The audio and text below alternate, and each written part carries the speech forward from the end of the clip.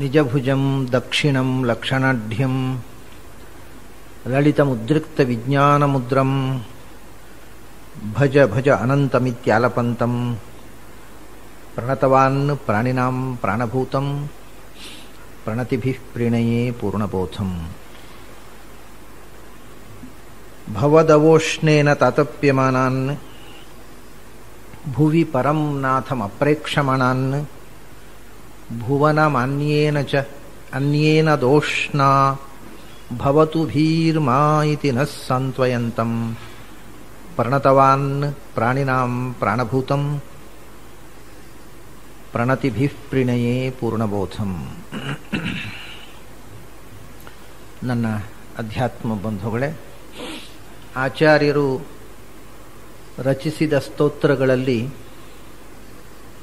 ಶ್ರೀಸ್ತುತಿ ಅನ್ನುವ ಒಂದು ಸ್ತೋತ್ರವನ್ನು ನಾವು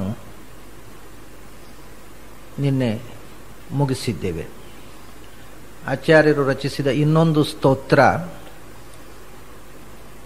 ಅದು ಈಗ ದ್ವಾದಶ ಸ್ತೋತ್ರದಲ್ಲಿ ಮೊದಲನೆಯ ಅಧ್ಯಾಯ ಅಂತ ಪ್ರಕಟವಾದ ಸ್ತೋತ್ರ. ಅದು ಎರಡನೆಯ ಸ್ತೋತ್ರ. ಈ ಹಿಂದೆ ಶ್ರೀಸ್ತುತಿಯನ್ನು ಆಚಾರ್ಯರು ಮಾಡಿ ನಮಗೆ ಮಾರ್ಗದರ್ಶನ ಮಾಡಿದರು. ಎರಡನೆಯದ್ದು ಭಗವಂತನ ಸ್ತೋತ್ರ. ಶ್ರೀ ಸ್ತೋತ್ರ ಆದ ಮೇಲೆ ಭಗವಂತನ ಪಾದಾದಿ ಕೇಶಾಂತ ವರ್ಣನೆ, ಭಗವಂತನ ಸಮಗ್ರ ಅವಯವವನ್ನು ಹೇಗೆ ಅನುಸಂಧಾನ ಮಾಡಬೇಕು ಅನ್ನುವಂಥ ವಿಷಯವನ್ನು ಉಪಾಸನೆಗೆ ಯಾವ ರೀತಿ ಅಳವಡಿಸಿಕೊಳ್ಳಬೇಕು ಎನ್ನುವುದನ್ನು ತಿಳಿಸುವ 12 ಪದ್ಯಗಳ ಒಂದು ಚಿಕ್ಕ ಸ್ತೋತ್ರ. ವಾಸ್ತವಿಕವಾಗಿ ಶ್ರೀಸ್ತುತಿ 8 ಪದ್ಯಗಳದ್ದಿತ್ತು. ಅದಕ್ಕೆ ಒಂದು ಕಾರಣ, 8 ಪದ್ಯಗಳು ಶ್ರೀ ಪ್ರಕೃತಿ ಭಿನ್ನಾ ಪ್ರಕೃತಿರಷ್ಟಧ ಅಂತ. ಪ್ರಕೃತಿ ಪಂಚಭೂತಗಳು, ಭೂಮಿರಾಪೋ ನಲೋ ವಾಯು ಖಂ ಮನೋ ಬುದ್ಧಿರೇವಚ ಅಹಂಕಾರ ಅಂತ. ಪಂಚಭೂತಗಳು, ಮನಸ್ಸು, ಬುದ್ಧಿ ಮತ್ತು ಅಹಂಕಾರ, ಹೀಗೆ ಪ್ರಕೃತಿ 8 ವಿಧವಾಗಿದೆ. ಆದ್ದರಿಂದ ಪ್ರಕೃತಿ ಮಾನಿನಿಯಾಗಿರ್ತಕ್ಕಂಥ ಲಕ್ಷ್ಮಿಯನ್ನ ಅಷ್ಟವಿಧವಾದ ಪ್ರಕೃತಿಯ ಸೂಚಕವಾಗಿ ಅಷ್ಟ ಮಂತ್ರಗಳಿಂದ, ಅಷ್ಟ ಪದ್ಯಗಳಿಂದ, 8 ಪದ್ಯಗಳಿಂದ ಒಂದು ದೃಷ್ಟಿಯಿಂದ ಅದನ್ನು ಲಕ್ಷ್ಮೀ ಅಷ್ಟಕ, ಶ್ರೀ ಅಷ್ಟಕ ಅಂತ ಕರೀಬಹುದು. ಪದ್ಯಗಳಿಂದ ಸ್ತೋತ್ರ ಮಾಡಿದರು. ಅದರ ಜೊತೆಗೆ ಅಷ್ಟಮೂರ್ತಿಯಾದ ನಾರಾಯಣನ ಸ್ತೋತ್ರವೂ ಹೌದದು. ನಾರಾಯಣನು ಅಷ್ಟಮೂರ್ತಿ, ಓಂಕಾರ ಪ್ರತಿಪಾದ್ಯನಾದಂಥ ನಾರಾಯಣನು ಅಷ್ಟಮೂರ್ತಿ. ಅದೇ ನಾರಾಯಣನು ಅಷ್ಟಾಕ್ಷರ ಪ್ರತಿಪಾದ್ಯನೂ ಹೌದು. ಅಂಥ ಭಗವಂತನ ಅಷ್ಟಮೂರ್ತಿಯನ್ನ, ಲಕ್ಷ್ಮಿಯ ಅಷ್ಟಮೂರ್ತಿಯನ್ನ ಧ್ಯಾನ ಮಾಡಿದ ನಂತರ ಭಗವಂತನ ದ್ವಾದಶ ಮೂರ್ತಿಯ ಧ್ಯಾನ ಇದು. ವಾಸುದೇವ ದ್ವಾದಶಾಕ್ಷರ ಪ್ರತಿಪಾದ್ಯನಾದ ಭಗವಂತ ಕೇಶವಾದಿ ದ್ವಾದಶ ರೂಪ. ಅದರ ನೆನಪಿಗಾಗಿ 12 ಪದ್ಯಗಳಿಂದ ಭಗವಂತನ ಪಾದಾದಿ ಕೇಶಾಂತ ವರ್ಣನೆ. ಬಹಳ ಸಂಕ್ಷಿಪ್ತವಾದಂಥ ಒಂದು ಸ್ತೋತ್ರ ಇದು. ಆದರೆ ಭಗವಂತನ ಸಮಗ್ರ ರೂಪವನ್ನು ಹೇಗೆ ಧ್ಯಾನ ಮಾಡಬೇಕು ಅನ್ನುವಂಥ ಮಾರ್ಗದರ್ಶನ ಈ ಚಿಕ್ಕ ಅನುಷ್ಠುಪ ಶ್ಲೋಕಗಳು 12 ಇದರಲ್ಲಿದೆ. ಇದು ಇನ್ಯಾವುದೋ ಸಂದರ್ಭದಲ್ಲಿ ಆಚಾರ್ಯರು ಯಾತ್ರೆಗೆ ಹೋಗುವಾಗ ಹಾಡಿದಂಥ ಶ್ಲೋಕ, ಪದ್ಯ. ವಾಸ್ತವಿಕವಾಗಿ ಕಳೆದ ಬಾರಿ ನಾನು ಕಪಿಲ ತನ್ನ ತಾಯಿ ದೇವಹೂತಿಗೆ ಹೇಳಿರತಕ್ಕಂಥ ಭಗವಂತನ ಪಾದಾದಿ ಕೇಶಾಂತ ವರ್ಣನೆಯನ್ನು ನಾನು ಇಲ್ಲಿ ವಿಶ್ಲೇಷಿಸಿದ್ದೆ.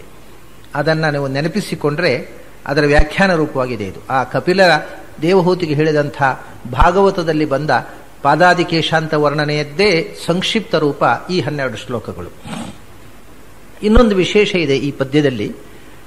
ಸಾಮಾನ್ಯವಾಗಿ ಇದನ್ನ ವಂದೇ ವಂದ್ಯಂ ಸದಾನಂದಂ ವಾಸುದೇವಂ ನಿರಂಜನಂ ಇಂದಿರಾ ಪತಿಮಾದ್ಯ ಆದಿವರದೇಶ ವರಪ್ರದಂ ಅಂತ ಪ್ರಾರಂಭವಾಗತಕ್ಕಂಥ ಮಂತ್ರ ಇದು. ಈ ಪದ್ಯ ಸಾಮಾನ್ಯ ದೇವರ ಪೂಜೆಯ ಸಮಯದಲ್ಲಿ ನೈವೇದ್ಯ ಸಮರ್ಪಣೆ ಮಾಡುವಾಗ ಇದನ್ನು ಹೇಳತಕ್ಕಂಥ ಸಂಪ್ರದಾಯ ಮನೆ ಮನೆಗಳಲ್ಲೂ ಇತ್ತು, ಮಠಗಳಲ್ಲಿ ಈಗಲೂ ಇದೆ. ಅದಕ್ಕೆ ಕಾರಣ ಏನು ಅಂದರೆ, ಇದು ವಿಷಹರ ಅಂತ. ಈ ಸ್ತೋತ್ರ ವಿಷಹರ ಅಂತ. ಅಕಸ್ಮಾತ್ತಾಗಿ ನಮಗೆ ಗೊತ್ತಿಲ್ಲದೆ ಆಹಾರದಲ್ಲಿ ಏನಾದರೂ ವಿಷದ ಭಾಗ ಸೇರಿದ್ದರೆ, ನೀವು ಪತ್ರಿಕೆಯಲ್ಲಿ ನೋಡ್ತಾ ಇರ್ತೀರಿ, ಅಂಗಡಿಯಿಂದ ಸಾಮಾನು ತರ್ತಾರೆ, ಅದನ್ನು ಅಡಿಗೆ ಮಾಡ್ತಾರೆ, ಅದನ್ನು ತಿಂದವರು ಆಸ್ಪತ್ರೆ ಹೋದ್ರು ಅಂತ. ಯಾಕೆಂದ್ರೆ ಅಂಗಡಿಯಲ್ಲಿ ಬರುವಾಗಲೇ ಅದು ಪಾಯ್ಸನ್ ಆಗಿರುತ್ತೆ. ಯಾವ ಸಂದರ್ಭದಲ್ಲಿ ಯಾವ ದೇಹಕ್ಕೆ ಬಾಧಕವಾದ ಅಂಶ ಆಹಾರದಲ್ಲಿ ಸೇರಿರುತ್ತೆ ನಮಗೆ ಗೊತ್ತಿರೋದಿಲ್ಲ. ಅಥವಾ ನಾವು ಮನೆಯಲ್ಲೇ ತಂದಿಟ್ಟಾಗ ಯಾವುದೋ ವಿಷಜಂತು ಮೇಲಿನಿಂದ ಹರಿದು ಅದರ ದೇಹದ ಯಾವುದಾದರೂ ಭಾಗ ಬಿದ್ದಿರಬಹುದು. ಯಾವ ಕಾರಣದಿಂದಲೋ ಆಹಾರದಲ್ಲಿ ನಮ್ಮ ದೇಹಕ್ಕೆ ಬಾಧಕವಾಗಿರತಕ್ಕಂಥ ಅಂಶಗಳು ನಮಗೆ ತಿಳಿಯದಂತೆ ಸೇರಿಕೊಳ್ಳುವ ಸಾಧ್ಯತೆ ಇದೆ. ಅಂಥ ಸಂದರ್ಭದಲ್ಲಿ ಅದರಲ್ಲಿ ಇರತಕ್ಕಂಥ ವಿಷದ ಅಂಶ, ನಮ್ಮ ದೇಹಕ್ಕೆ ಬಾಧಕವಾದ ಅಂಶ ಏನಾದರೂ ಇದ್ದರೆ ಅದು ಪರಿಹಾರ ಆಗಬೇಕು. ಮತ್ತೆ ನಾವು ವಿಷಮಿಶ್ರಿತವಾದ ಆಹಾರವನ್ನು ಭಗವಂತನಿಗೂ ಸಮರ್ಪಿಸಬಾರದು.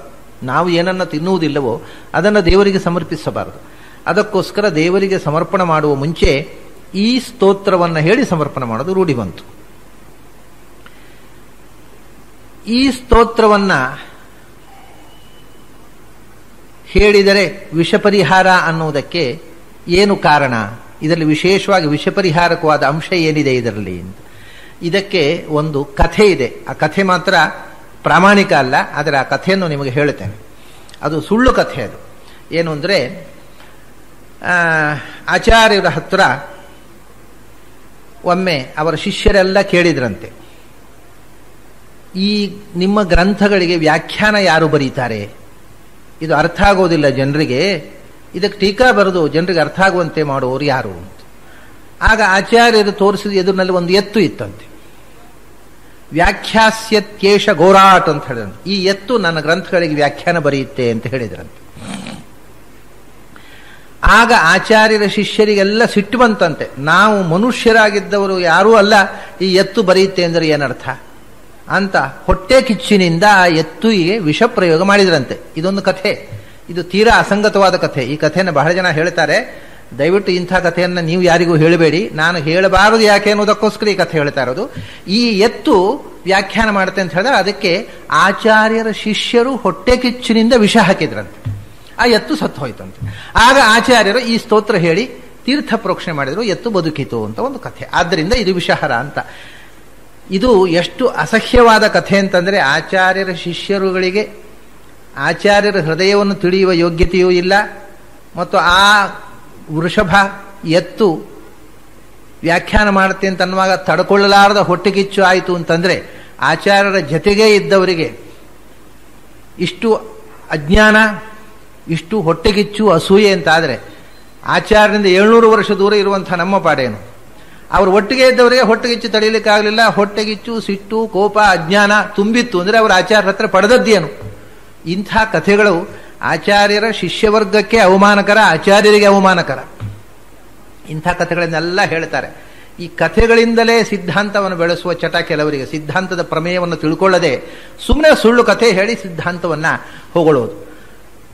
ವಾಸ್ತವಿಕವಾಗಿ ಆಚಾರ್ಯರ ಕಾಲದಲ್ಲಿ ಜಯತೀರ್ಥರು ವೃಷಭ ರೂಪದಲ್ಲಿ ಇದ್ದರು ಅನ್ನುವುದಕ್ಕೆ ಆಧಾರ ಇಲ್ಲ. ಅದು ಕೂಡ ಎಷ್ಟರ ಮಟ್ಟಿಗೆ ಪ್ರಾಮಾಣಿಕವೂ ಹೇಳಲಿಕ್ಕೆ ಬರುವುದಿಲ್ಲ. ಅದು ಇದ್ದರೂ ಕೂಡ ಆ ವೃಷಭಕ್ಕೆ ಆಚಾರ್ಯ ಶಿಷ್ಯರು ವಿಷ ಪ್ರಯೋಗ ಮಾಡಿದ್ದು, ಆನಂತರ ಆಚಾರ್ಯರು ಈ ಸ್ತೋತ್ರ ಹೇಳಿ ಎಬ್ಬಿಸಿದ್ದು, ಇದೆಲ್ಲ ನಿರಾಧಾರವಾದ ಕಥೆ. ಮತ್ತು ಹಾಗಾದರೆ ಇದಕ್ಕೆ ವಿಷಹರ ಅನ್ನೋದಕ್ಕೆ ಆಧಾರ ಏನು ಅಂದರೆ, ಆ ಶ್ಲೋಕದಲ್ಲೇ ಇದೆ. ಅಮೃತ ಬೀಜ ಅಂತ ಸಂಸ್ಕೃತದಲ್ಲಿ ಬೀಜಾಕ್ಷರ ಅಮೃತವನ್ನ, ಅಂದರೆ ಮೃತಿ ಪರಿಹಾರಕವಾದ ಅಮೃತ ಬೀಜ ಅಂದರೆ ವಂ ಅನ್ನೋದು ಅಮೃತ ಬೀಜ. ಯಂ ರಂ ಲಂ ವಂ ಹಂ, ಅದರಲ್ಲಿ ವಂ ಅನ್ನೋದು ವರ್ಣಬೀಜ, ಎಂ ಅನ್ನೋದು ವಾಯುಬೀಜ. ವಂ ವರ್ಣಬೀಜ, ಅದು ಅಮೃತ ಬೀಜ ಅಂತ, ಅಮೃತಾಕ್ಷರ ಅಂತ. ಅದರಿಂದ ವಿಷ ಪರಿಹಾರಕ್ಕೆ ವಂ ಅನ್ನತಕ್ಕಂಥ ಬೀಜಾಕ್ಷರ ಅನ್ನೋದು ಶಾಸ್ತ್ರದಲ್ಲಿ ಹೇಳಿರುವಂಥದ್ದು. ಇದನ್ನು ಹೇಗೆ ಹೇಳ್ತಾರೆ ನೋಡಿ ಆಚಾರ್ಯರು.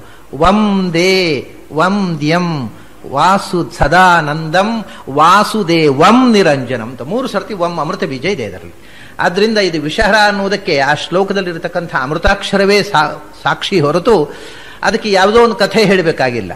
ಒಂದೇ ವಂದ್ಯಂ ಸದಾನಂದಂ ವಾಸುದೇವಂ ನಿರಂಜನಂ ಅಂತ ಒಂದು ಅರ್ಧ ಶ್ಲೋಕದಲ್ಲಿ ವರ್ಣಬೀಜವನ್ನ, ವಂ ಬೀಜಾಕ್ಷರವನ್ನ 3 ಸರ್ತಿ ಹೇಳಿದ್ದಾರೆ. ನೈವೇದ್ಯ ಸಮರ್ಪಣೆ ಮಾಡುವಾಗಲೂ ಕೂಡ ಈ ಯಂ ರಂ ಲಂ ವಂ ಹಂ ಈ ಬೀಜಾಕ್ಷರಗಳನ್ನು ಹೇಳಿ ಸಮರ್ಪಣೆ ಮಾಡ್ತಾರೆ. ಅದರಲ್ಲಿ ಮುಖ್ಯವಾಗಿರತಕ್ಕಂಥದ್ದು ವಿಷಹರವಾದ ವರ್ಣಬೀಜ ಅಥವಾ ಅಮೃತ ಬೀಜ. ಅದರ ಜೊತೆಗೆಯೇ ಪ್ರಾರಂಭ ಆಗತ್ತೆ ಈ ಸ್ತೋತ್ರ, ಮತ್ತು ಅದು ಆವೃತ್ತಿ ಆಗ್ತದೆ. ಇದು ವಿಷಹರ ಅನ್ನುವುದನ್ನು ಆಚಾರ್ಯರೇ ಸೂಚಿಸಿದಂಥ ವಿಧಾನ. ಆದ್ದರಿಂದ ಅದನ್ನು ಸಮರ್ಪಣ ಕಾಲದಲ್ಲಿ ವಿಷಹರವಾಗಿ ಇದನ್ನು ಬಳಸ್ತಾರೆ.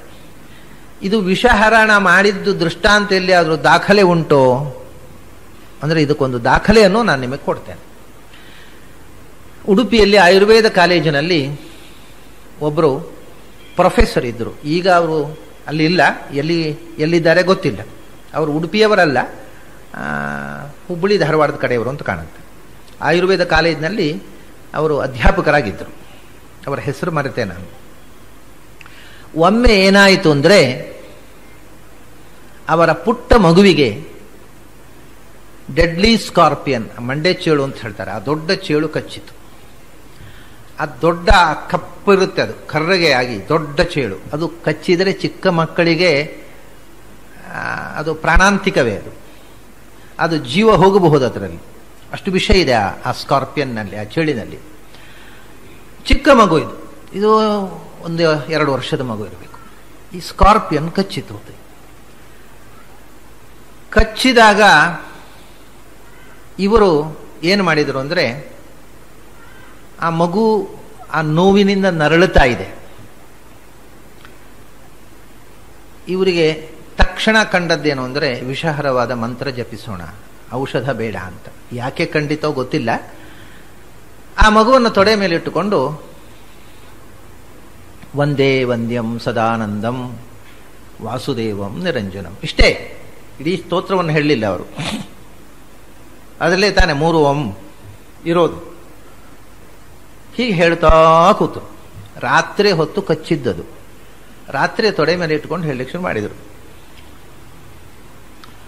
ಹೀಗೆ ಹೇಳ್ತಾ ಏನಾಯಿತು ಅಂದರೆ, ಮಗುವಿಗೆ ನಿದ್ರೆ ಬಂತು. ಅವರಲ್ಲಿದ್ದ ಡಾಕ್ಟರು ಎಚ್ಚರಿಸಿದ, ಏನು ಅಂದರೆ, ವಿಷ ಮೈಯಲ್ಲಿದ್ದಾಗ ನಿದ್ರೆ ಬಂದರೆ ವಿಷ ಜಾಸ್ತಿ ಆಗುತ್ತೆ. ಆದ್ದರಿಂದ ಈಗ ನಿದ್ರೆ ಬಂದರೆ ಅಪಾಯ, ಡೇಂಜರಸ್. ನಿದ್ರೆ ಒಳಗಿನಿಂದ ಪಾಯ್ಸನ್ ಸ್ಪ್ರೆಡ್ ಆಗಿಬಿಡುತ್ತೆ ನಿದ್ರೆ ಬಂದರೆ. ಅದರಿಂದ ವಿಷ ಮೈಯಲ್ಲಿದ್ದಾಗ ನಿದ್ರೆ ಬರಬಾರದು. ಮಗುವಿಗೆ ನಿದ್ರೆ ಬಂತು. ಹಾಗಾಗಿ ಇದನ್ನು ಎಬ್ಬಿಸಬೇಕು ಅಂತ ಅವರಲ್ಲಿರ್ತಕ್ಕಂಥ ಡಾಕ್ಟರ್ ಹೇಳಿದ. ಆದರೆ ಅವರಲ್ಲಿರ್ತಕ್ಕಂಥ ಒಬ್ಬ ಭಕ್ತ ಇದ್ದಾನಲ್ಲ, ಅವನು ಹೇಳಿದ, ಎಬ್ಬಿಸಬೇಡ, ನೀನು ಹೇಳ್ತಾ ಇರತಕ್ಕಂಥ ಈ ಅಮೃತ ಬೀಜಾಕ್ಷರವನ್ನ ಒಳಗೊಂಡಂಥ ಆಚಾರ್ಯರ ಈ ಸ್ತೋತ್ರವನ್ನ ಹೇಳ್ತಾ ಇರು. ಅದರ ಫಲಿತಾಂಶವನ್ನ ಆಚಾರ್ಯರಿಗೆ ಬಿಟ್ಟುಬಿಡು ಅಂತ ಒಂದು ಮನಸ್ಸು ಹೇಳ್ತಾ ಇದೆ. ಕಡೆಗೆ ತೀರ್ಮಾನ ಮಾಡಿದರು, ಏನು ಬೇಕಾದ್ರೆ ಆಗಲಿ, ನಾನು ವೈದ್ಯನಾಗಿ ಈಗ ಮಾಡ್ತಾ ಇಲ್ಲ ಈ ಕೆಲಸವನ್ನು, ನಾನು ಆಚಾರ್ಯರಿಗೆ ಶರಣಾಗಿ ಈ ಮಂತ್ರ ಜಪ ಮಾಡ್ತಾ ಇದ್ದೇನೆ. ಅದರ ವಿಷ ಪರಿಹಾರ ಆಗೋದು, ಮಗುವನ್ನು ಉಳಿಸೋದು ಅಥವಾ ಬಿಡೋದು ಅದು ನನ್ನ ಕೈಯಲ್ಲಿಲ್ಲ, ಅದು ಆಚಾರ್ಯರಿಗೆ ಸೇರಿ ಅಂತ ತೀರ್ಮಾನ ಮಾಡಿ ನಿದ್ರಿಸಿದ ಮಗುವನ್ನೇ ತೊಡೆಯಲ್ಲಿ ಇರಿಸಿಕೊಂಡು ಹೇಳಲಿಕ್ಕೆ ಶುರು ಮಾಡಿದ್ರು. ಪುನಃ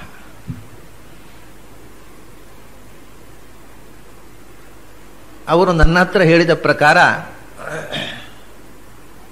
ಬೆಳಗಿನ ತನಕ ಅವರು ಎಚ್ಚರವಾಗಿದ್ದು ಅದನ್ನು ಹೇಳಿದ್ದಾರೆ. ಮಗು ಬೆಳಗಿನ ತನಕ ಆರಾಮಾಗಿ ನಿದ್ರೆ ಮಾಡಿದೆ.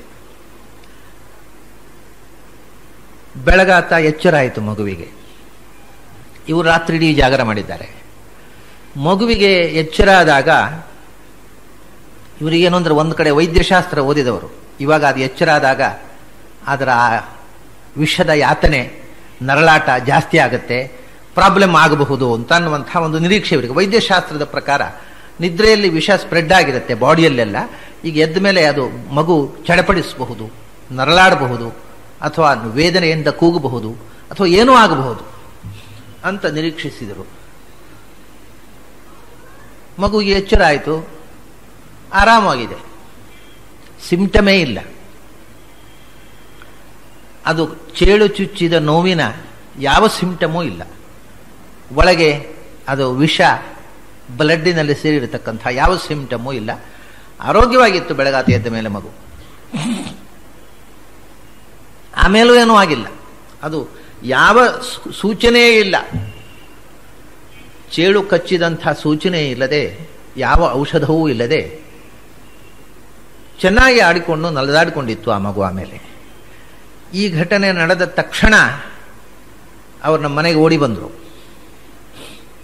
ಓಡಿ ಬಂದಿದ್ದು ಇಷ್ಟೇ, ಈ ಕಥೆಯನ್ನು ಹೇಳುವುದಕ್ಕೋಸ್ಕರ.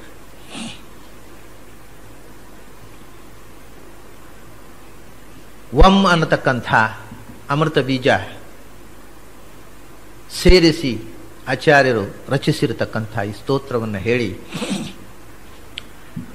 ನನ್ನ ಮಗುವಿಗೆ ಏನು ಚೇಡಿನ ವಿಷ ದೇಹದಲ್ಲಿ ತುಂಬಿತ್ತು ಅದು ಪರಿಹಾರವಾಗಿ ಹೋಯಿತು, ನಿಶ್ಶೇಷವಾಗಿ ಪರಿಹಾರವಾಯಿತು. ವೈದ್ಯಶಾಸ್ತ್ರ ಪ್ರಕಾರ ನಾನಿದನ್ನು ನಂಬೋದು ಸಾಧ್ಯವಿಲ್ಲ. ಆದರೆ ನಂಬದೇ ಇರುವುದು ಸಾಧ್ಯವೇ ಇಲ್ಲ. ಯಾಕೆಂದರೆ ಇಟ್ ಹ್ಯಾಪನ್ಡ್, ಘಟಿಸಿದೆ, ನಡೆದಿದೆ ಅಂತ ಅವರು ನನ್ನ ಬಳಿ ಹೇಳಿದರು. ಈ ವಿಷಯ ಈ ಸಂದರ್ಭದಲ್ಲಿ ಯಾಕೆ ಹೇಳಿದೆ ಅಂತಂದರೆ, ಅದು ವಿಷಾರ ಅನ್ನುವುದಕ್ಕೆ ಒಂದು ನಡೆದ ಘಟನೆ. ಇಂಥ ಘಟನೆಗಳು ಬೇರೆ ಬೇರೆ ಕಡೆಗಳಲ್ಲಿ ಬೇರೆ ಬೇರೆ ಜನರಿಗೆ ಬೇರೆ ಬೇರೆ ರೀತಿಯ ಅನುಭವಗಳು ಬೇಕಾದಷ್ಟು ಆಗಿರಬಹುದು. ಇದು ಉಡುಪಿಯಲ್ಲೇ ನಡೆದ ಒಂದು ಘಟನೆಯನ್ನು ತಮ್ಮ ಮುಂದೆ ನಿವೇದಿಸಿಕೊಂಡು, ಆಮೇಲೆ ಈ ಕಾರಣದಿಂದಲೇ ಇದರ ಈ ವಿಷಹರವಾದ ಶಕ್ತಿಯನ್ನು ಗುರುತಿಸಿದಂಥ ಪ್ರಾಚೀನರು ನೈವೇದ್ಯ ಸಮರ್ಪಣ ಕಾಲದಲ್ಲಿ ಇದನ್ನು ತಪ್ಪದೇ ಹೇಳ್ತಿದ್ರು. ಮತ್ತು ಎರಡನೇದಾಗಿ ನಾನು ನಿನ್ನೆ ಹೇಳಿದ್ದೆ, ಇದನ್ನು ರಾತ್ರಿ ಹೊತ್ತು ತುಳಸಿ ಸಂಕೀರ್ತನೆಯಲ್ಲಿ ಹಾಡುವಂತಹ ಪದ್ಧತಿಯನ್ನು, ಈ ಪದ್ಯವನ್ನು ವಿಶೇಷವಾಗಿ ಲಕ್ಷ್ಮೀ ನಾರಾಯಣ ಜಯ ಲಕ್ಷ್ಮೀ ನಾರಾಯಣ ಅಂತ ಪಲ್ಲವಿ ಹೇಳಿಕೊಂಡು ಒಂದೇ ವಂದ್ಯಂ ಸದಾನಂದಂ ಇದನ್ನು ಹಾಡ್ತಿದ್ರು. ಇದನ್ನು ಸಂಕೀರ್ತನೆಯಲ್ಲಿ ನೇತವಾಗಿ ಹಾಡ್ತಕ್ಕಂಥ ಪದ್ಧತಿಯನ್ನು ವಾದಿರಾಜರು ಉಡುಪಿಯಲ್ಲಿ ತಂದರು. ಬೇರೆ ಕಡೆಯೂ ಕೂಡ ಅದು ಬಳಕೆಯಲ್ಲಿ ಇರಬಹುದು. ವಾದಿರಾಜರು ಉಡುಪಿಯಲ್ಲಿ ಅದಕ್ಕೆ ರಾಗ ಹಾಕಿ ಯಾವ ರೀತಿ ಹಾಡಬೇಕು ಅನ್ನೋದನ್ನು ಅದಕ್ಕೊಂದು ಪದ್ಧತಿ ತಂದು ಅದನ್ನು ಹಾಡಿಸಿದರು. ಈ ಪದ್ಯ, ಇನ್ನೊಂದು ಘಟನೆಯನ್ನು ನಿಮಗೆ ಹೇಳಬೇಕು ನಾನು. ಈ ಪದ್ಯ ಮಧ್ವಾಚಾರ್ಯರ ಮೇಲೆ ಅಯ್ಯರರು ಒಂದು ಚಿತ್ರ ತೆಗೆದರು. ಆ ಚಿತ್ರದಲ್ಲಿ ಕೃಷ್ಣನನ್ನು ಪ್ರತಿಷ್ಠೆ ಮಾಡಿದ ಮೇಲೆ ಕೃಷ್ಣನ ಎದುರು ನಿಂತು ಆಚಾರ್ಯರು ಹಾಡುವ ಹಾಗೆ ಈ ಪದ್ಯವನ್ನು ಅದರಲ್ಲಿ ಬಳಸಿದ್ದೇವೆ ನಾವು. ಈ ಪದ್ಯವನ್ನು ಬಾಲಮುರಳಿ ಹಾಡಿದ್ದಾರೆ ಅದರಲ್ಲಿ. ಅದು ಎಷ್ಟು ವಿಚಿತ್ರವಾದ ಪರಿಣಾಮ ಮಾಡಿತು ಕೇಳುವವರ ಮೇಲೆ ಅಂತಂದರೆ, ಉಡುಪಿಯಲ್ಲಿ ಒಂದು ಸಿನಿಮಾ ಥಿಯೇಟರ್, ಅದರಲ್ಲಿ ಇದನ್ನು ಪ್ರಿವ್ಯೂ ಇನ್ನೂ ರಿಲೀಸ್ ಆಗಿಲ್ಲ, ಈ ಚಿತ್ರವನ್ನು ಉಡುಪಿಯ ಜನರಿಗೆ ತೋರಿಸುವುದಕ್ಕೋಸ್ಕರ ಹಾಕಿದರು. ಯಾರು ಬೇಕಾದರೂ ನೋಡಬಹುದು ಅಂತ, ಟಿಕೆಟ್ ಇಟ್ಟಲ್ಲ, ಆಸಕ್ತಿ ಇದ್ದವ್ರು ನೋಡಬಹುದು ಅಂತ ಆಚಾರ್ಯರ ಚಿತ್ರವನ್ನು ಪ್ರದರ್ಶನ ಮಾಡಿದ್ರು ಒಂದು ರಾತ್ರಿ. ಆವತ್ತು ಬಹಳ ಜನ ಬಂದಿದ್ದರು. ಯಾಕೆಂದರೆ ಟಿಕೆಟ್ ಇಲ್ಲದೆ ನೋಡೋದು ಅಂದಾಗ ಯಾಕೆ ಬಿಡ್ತಾರೆ, ಇಷ್ಟೇ ಇದ್ದವರು ಬಂದರು, ಇಷ್ಟೇ ಇಲ್ಲದಿದ್ದವರು ಬಂದರು. ಪೂರ್ತಿ ಥಿಯೇಟರ್ ತುಂಬ ಜನ ತುಂಬಿದ್ರು. ಹೀಗೆ 2 ಶೋ ಮಾಡಿದ್ರು. ಒಂದು ಶೋ ಮಾಡಿದಾಗ ಕೆಲವರಿಗೆ ಬರಲಿಕ್ಕೆ ಆಗಲಿಲ್ಲ ಅಂಥೇಳಿ ಮತ್ತೊಂದು ಫ್ರೀ ಶೋ ಮಾಡಿದರು, ಆಸಕ್ತಿ ಇದ್ದವರೆಲ್ಲ ನೋಡಲಿ ಅಂತ. ಅದರಲ್ಲಿ ಇದು ನಾನು ಕಣ್ಣಾರೆ ನೋಡಿದ ದೃಶ್ಯ. ಆ ಒಂದೇ ವಂದ್ಯಂ ಅನ್ನತಕ್ಕಂಥ ಹಾಡನ್ನು ಕೃಷ್ಣನ ಪ್ರತಿಮೆಯ ಮುಂದೆ ಆಚಾರ್ಯರು ಹೇಳೋದು, ಅದರ ನಂತರ ಅದನ್ನು ಕೋರಸ್ ಆಗಿ ಅವರ ಶಿಷ್ಯರು ಹೇಳೋದು. ಇಂಥ ಒಂದು ದೃಶ್ಯವನ್ನು ಅಳವಡಿಸಿ ಅತ್ಯಂತ ವಿಚಿತ್ರವಾದ ಒಂದು ರಾಗವನ್ನು ಹಾಕಿದ್ದಾರೆ ಬಾಲಮುರಳಿಯಲ್ಲಿ. ಆ ಟ್ಯೂನ್ ಕೇಳಿದ ತಕ್ಷಣ ಒಂದು ಥರ ರೋಮಾಂಚ ಆಗುತ್ತೆ. ಅಲ್ಲಿ ಏನಾಯಿತು ಅಂದರೆ, ಆಚಾರ್ಯ ಹಾಡಲಿಕ್ಕೆ ಶುರು ಮಾಡಿದರು. ಸಿನಿಮಾದಲ್ಲಿ ಒಂದೇ ಒಂದೇ ಅಂತ ಆಚಾರ್ಯರ ಪಾತ್ರಧಾರಿ, ಅವನ ಹೆಸರು ಪೂರ್ಣಪ್ರಸಾದ ಅಂತ, ಆ ಹುಡುಗ ಆಚಾರ್ಯ ಪಾತ್ರ ಹಾಕಿದ, ಅವನು ಮಾಧ್ವನೇ. ಅವನು ಆ ಹಾಡನ್ನು ಅಲ್ಲಿ ಅವನು ನಿಂತು, ಆಚಾರ್ಯರ ಪಾತ್ರಧಾರಿ ನಿಂತು ಕೃಷ್ಣನ ಪ್ರತಿಮೆಯ ಮುಂದೆ ಹೇಳತಕ್ಕಂಥ ದೃಶ್ಯ. ಆ ಥಿಯೇಟರ್ನಲ್ಲಿದ್ದ ಜನ ತಾವು ಸಿನಿಮಾ ನೋಡ್ತಾ ಇದ್ದೇವೆ, ಇದು ಬರೇ ಸಿನಿಮಾ ಅನ್ನೋದನ್ನು ಮರೆತು ಬಿಟ್ರು. ನನಗೆ ಆಶ್ಚರ್ಯ, ನಾನು ನೋಡ್ತಾ ಇದ್ದೆ, ಇಡೀ ಥಿಯೇಟರ್ನ ಜನ ಆ ಹಾಡಿನ ಸೊಲ್ಲು ಕೇಳ್ತಾ ಕೇಳ್ತಾ ಮೈ ಮರೆತು ಎದ್ದು ನಿಂತು ಆ ಹಾಡಿನಲ್ಲಿ ಭಾಗವಹಿಸಿದರು, ಮೈ ಮರೆತು ಕೂತರು.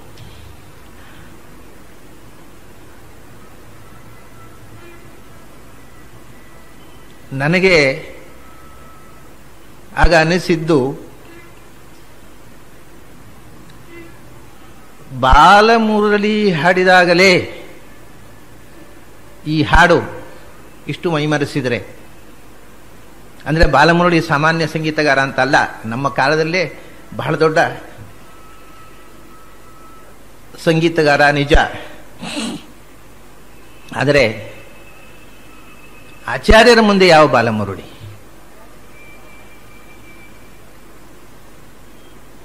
ಬಾಲಮುರಳಿಯ ಹಾಡೇ ಇಷ್ಟು ಪರಿಣಾಮಕಾರಿ ಆಯಿತು ಅಂದರೆ, ಈ ಹಾಡನ್ನ ಆಚಾರ್ಯರು ಸ್ವತಃ ಹಾಡಿದಾಗ ಅದನ್ನು ಕೇಳಿದವರು ಎಂಥ ವಿಸ್ಮಯ ಆನಂದವನ್ನು ಅನುಭವಿಸಿರಬಹುದು. ಅದು ವಿಚಿತ್ರ ಏನು ಅಂದರೆ, ಅದು ಅನುಷ್ಠುಪ್ ಶ್ಲೋಕದಲ್ಲಿದೆ. ಶ್ಲೋಕ 32 ಅಕ್ಷರಗಳ ಒಂದು ಅನುಷ್ಠುಪ್ ಛಂದಸ್ಸು. ಆದರೆ ಅದನ್ನು ಯಾವ ರೀತಿಯ ರಾಗದಲ್ಲೂ ಹೇಳಲಿಕ್ಕೆ ಬರುತ್ತೆ, ಆ ಥರ ಇದೆ. ಇನ್ನೊಂದು ವಿಶೇಷ ಏನು ಅಂದರೆ, ಶ್ಲೋಕಗಳಲ್ಲಿ ಒತ್ತಕ್ಷರಗಳು, ತುಂಡು ತುಂಡಾದ ಅಕ್ಷರಗಳು ಬರ್ತವೆ.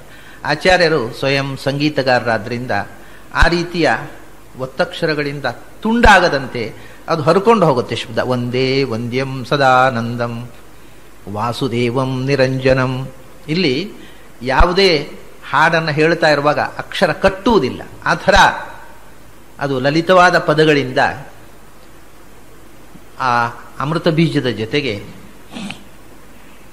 ಭಗವಂತನ ಪಾದಾದಿ ಕೇಶಾಂತ ಸ್ವರೂಪವನ್ನು ಚಿಂತನೆ ಮಾಡಲಿಕ್ಕೆ ಅನುಗುಣವಾದ ರೀತಿಯಲ್ಲಿ ಈ ಪದ್ಯ ಇದೆ.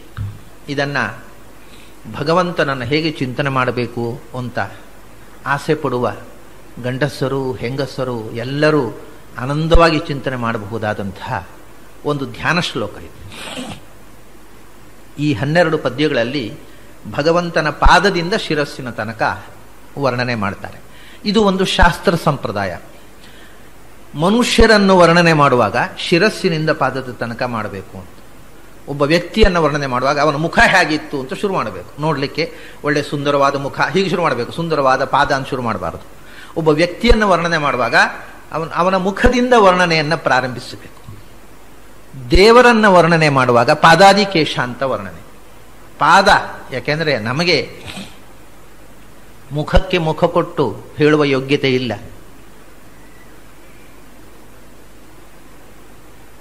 ನಮಗೆ ಭಗವಂತನ ಪಾದವೇ ಆಸರೆ. ಅದಕ್ಕೋಸ್ಕರ ಪಾದದಿಂದ ವರ್ಣನೆಯನ್ನು ಪ್ರಾರಂಭಿಸಬೇಕು ಅನ್ನೋದು ಶಾಸ್ತ್ರಕಾರರ ಅಭಿಪ್ರಾಯ. ಭಾಗವತದಲ್ಲೂ ಹಾಗೆಯೇ ಕಪಿಲ ತಾಯಿಗೆ ಹೇಳುವಾಗ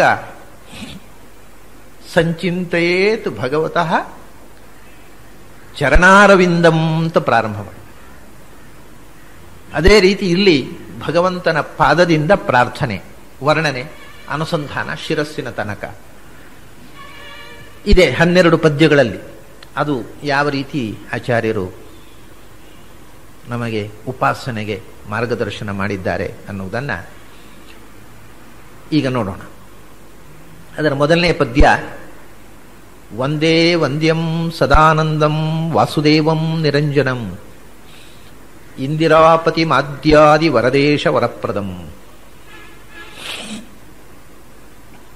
ವಂದೇ ಪ್ರಾರಂಭ ಆಚಾರ್ಯ ಹೇಳ್ತಾರೆ, ನಮಸ್ಕರಿಸುತ್ತೇನೆ ಅಂತಾರೆ. ಒಂದೇ ನಾನು ನಮಸ್ಕರಿಸುತ್ತೇನೆ. ಬರೇ ನಮಸ್ಕಾರ ಅಲ್ಲ, ನಾನು ಹೇಳಿದೆ ನಮಸ್ಕಾರ ಅನ್ನುವುದಕ್ಕೆ ಎರಡು ಅರ್ಥ ಇದೆ. ಮಾತಿನಿಂದ ಸ್ತುತಿಸುವುದೂ ನಮಸ್ಕಾರ, ದೇಹದಿಂದ ಬಾಗಿ ನಮ್ಮ ಗೌರವವನ್ನು ಸೂಚಿಸುವುದು ನಮಸ್ಕಾರ ಅಂತ. ಹಾಗೆಯೇ ಒಂದೇ ಅನ್ನೋದಕ್ಕೂ ವದಿ ಅಂತ ಧಾತು. ವದಿ ಅಭಿವಾದನ ಸ್ತುತ್ಯೋಹೋ ಅಂತ. ತಲೆಬಾಗಿ ನಮಸ್ಕರಿಸುವುದಕ್ಕೂ ವಂದನ ಅಂತ ಹೆಸರು, ವಂದನ ಮಾಡುವುದು ಅಂತ. ವಂದನ ಅಂತಂದ್ರೆ ತಲೆಬಾಗಿ ನಮಸ್ಕರಿಸುವುದು ಮತ್ತು ಗುಣಗಾನ ಮಾಡುವುದು, ಅದನ್ನೂ ವಂದನ. ಸಂಸ್ಕೃತದಲ್ಲಿ ವಂದನ ಅಂತಂದ್ರೆ ಸ್ತೋತ್ರವೂ ಹೌದು. ಅದರಿಂದ ಭಗವಂತನನ್ನು ನಮಸ್ಕರಿಸುತ್ತೇನೆ, ನಮಸ್ಕರಿಸುತ್ತಾ ಸ್ತುತಿಸುತ್ತೇನೆ. ಈ ಮುಂದೆ 12 ಪದ್ಯಗಳು ಭಗವಂತನ ಸ್ತುತಿತಾರೆ. ಆದ್ರಿಂದ ಭಗವಂತನನ್ನು ಸ್ತುತಿಸುತ್ತೇನೆ.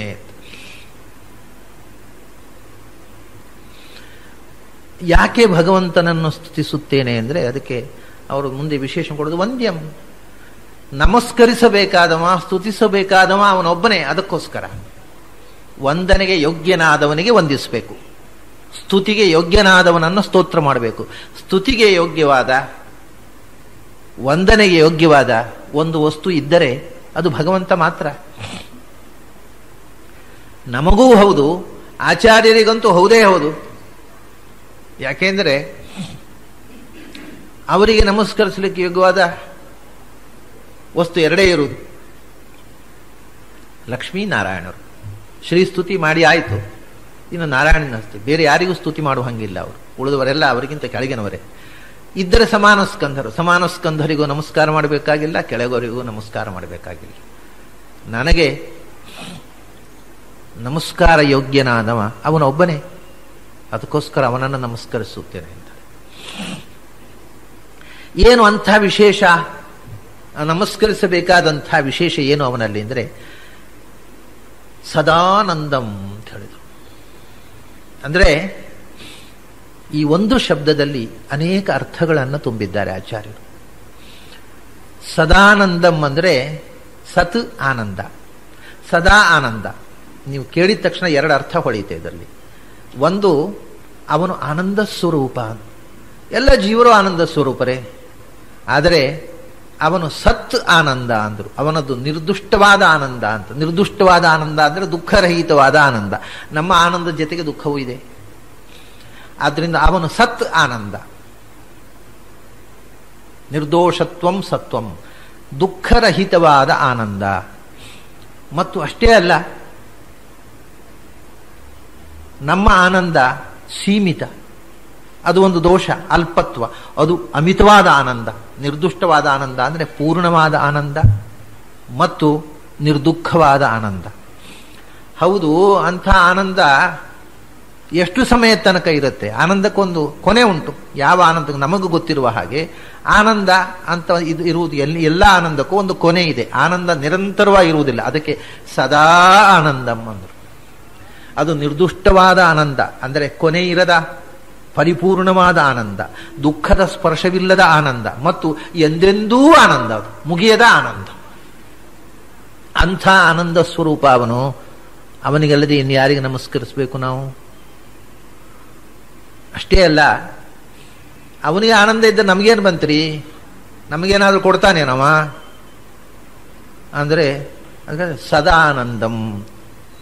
ಸತ್ ಅಂದರೆ ಸಜ್ಜನರು, ಸಾತ್ವಿಕ ಗುಣವುಳ್ಳವರು. ಸತ್ ಅಂದರೆ ಜ್ಞಾನಿಗಳು. ಸಾತ್ವಿಕರಾದ ಜ್ಞಾನಿಗಳಿಗೆ ಆನಂದವನ್ನು ಕೊಡುವವನೂ ಅವನು. ಆದ್ದರಿಂದ ಅವನು ಆನಂದ ಸ್ವರೂಪ ಅಷ್ಟೇ ಅಲ್ಲ, ನಮ್ಮ ಆನಂದವೂ ಅವನ ಕೊಡುಗೆ. ಸಜ್ಜನರಿಗೆ ಆನಂದವನ್ನು ಕೊಡುವವ, ಜ್ಞಾನಿಗಳಿಗೆ ಆನಂದವನ್ನು ಕೊಡುವವ. ಸತ್ ಅಂದರೆ ಸಜ್ಜನರು ಅಂದರೆ ಸತ್ವಗುಣ ವಿಶಿಷ್ಟರು ಅಂತ ಒಂದು ಅರ್ಥ. ಸತ್ ಅಂದರೆ ಜ್ಞಾನಿಗಳು ಅಂತ ಒಂದು ಅರ್ಥ. ಸಂಸ್ಕೃತದಲ್ಲಿ ಸನ್ ಅಂದರೆ ಜ್ಞಾನಿ ಅಂತ ಅರ್ಥ. ಹೀಗೆ ಜ್ಞಾನಿಗಳಿಗೆ, ಸಾತ್ವಿಕರಿಗೆ ಆನಂದವನ್ನು ಕೊಡುವವನೂ ಅವನು. ಅದರಿಂದ ಏನರ್ಥ ಆಯಿತು?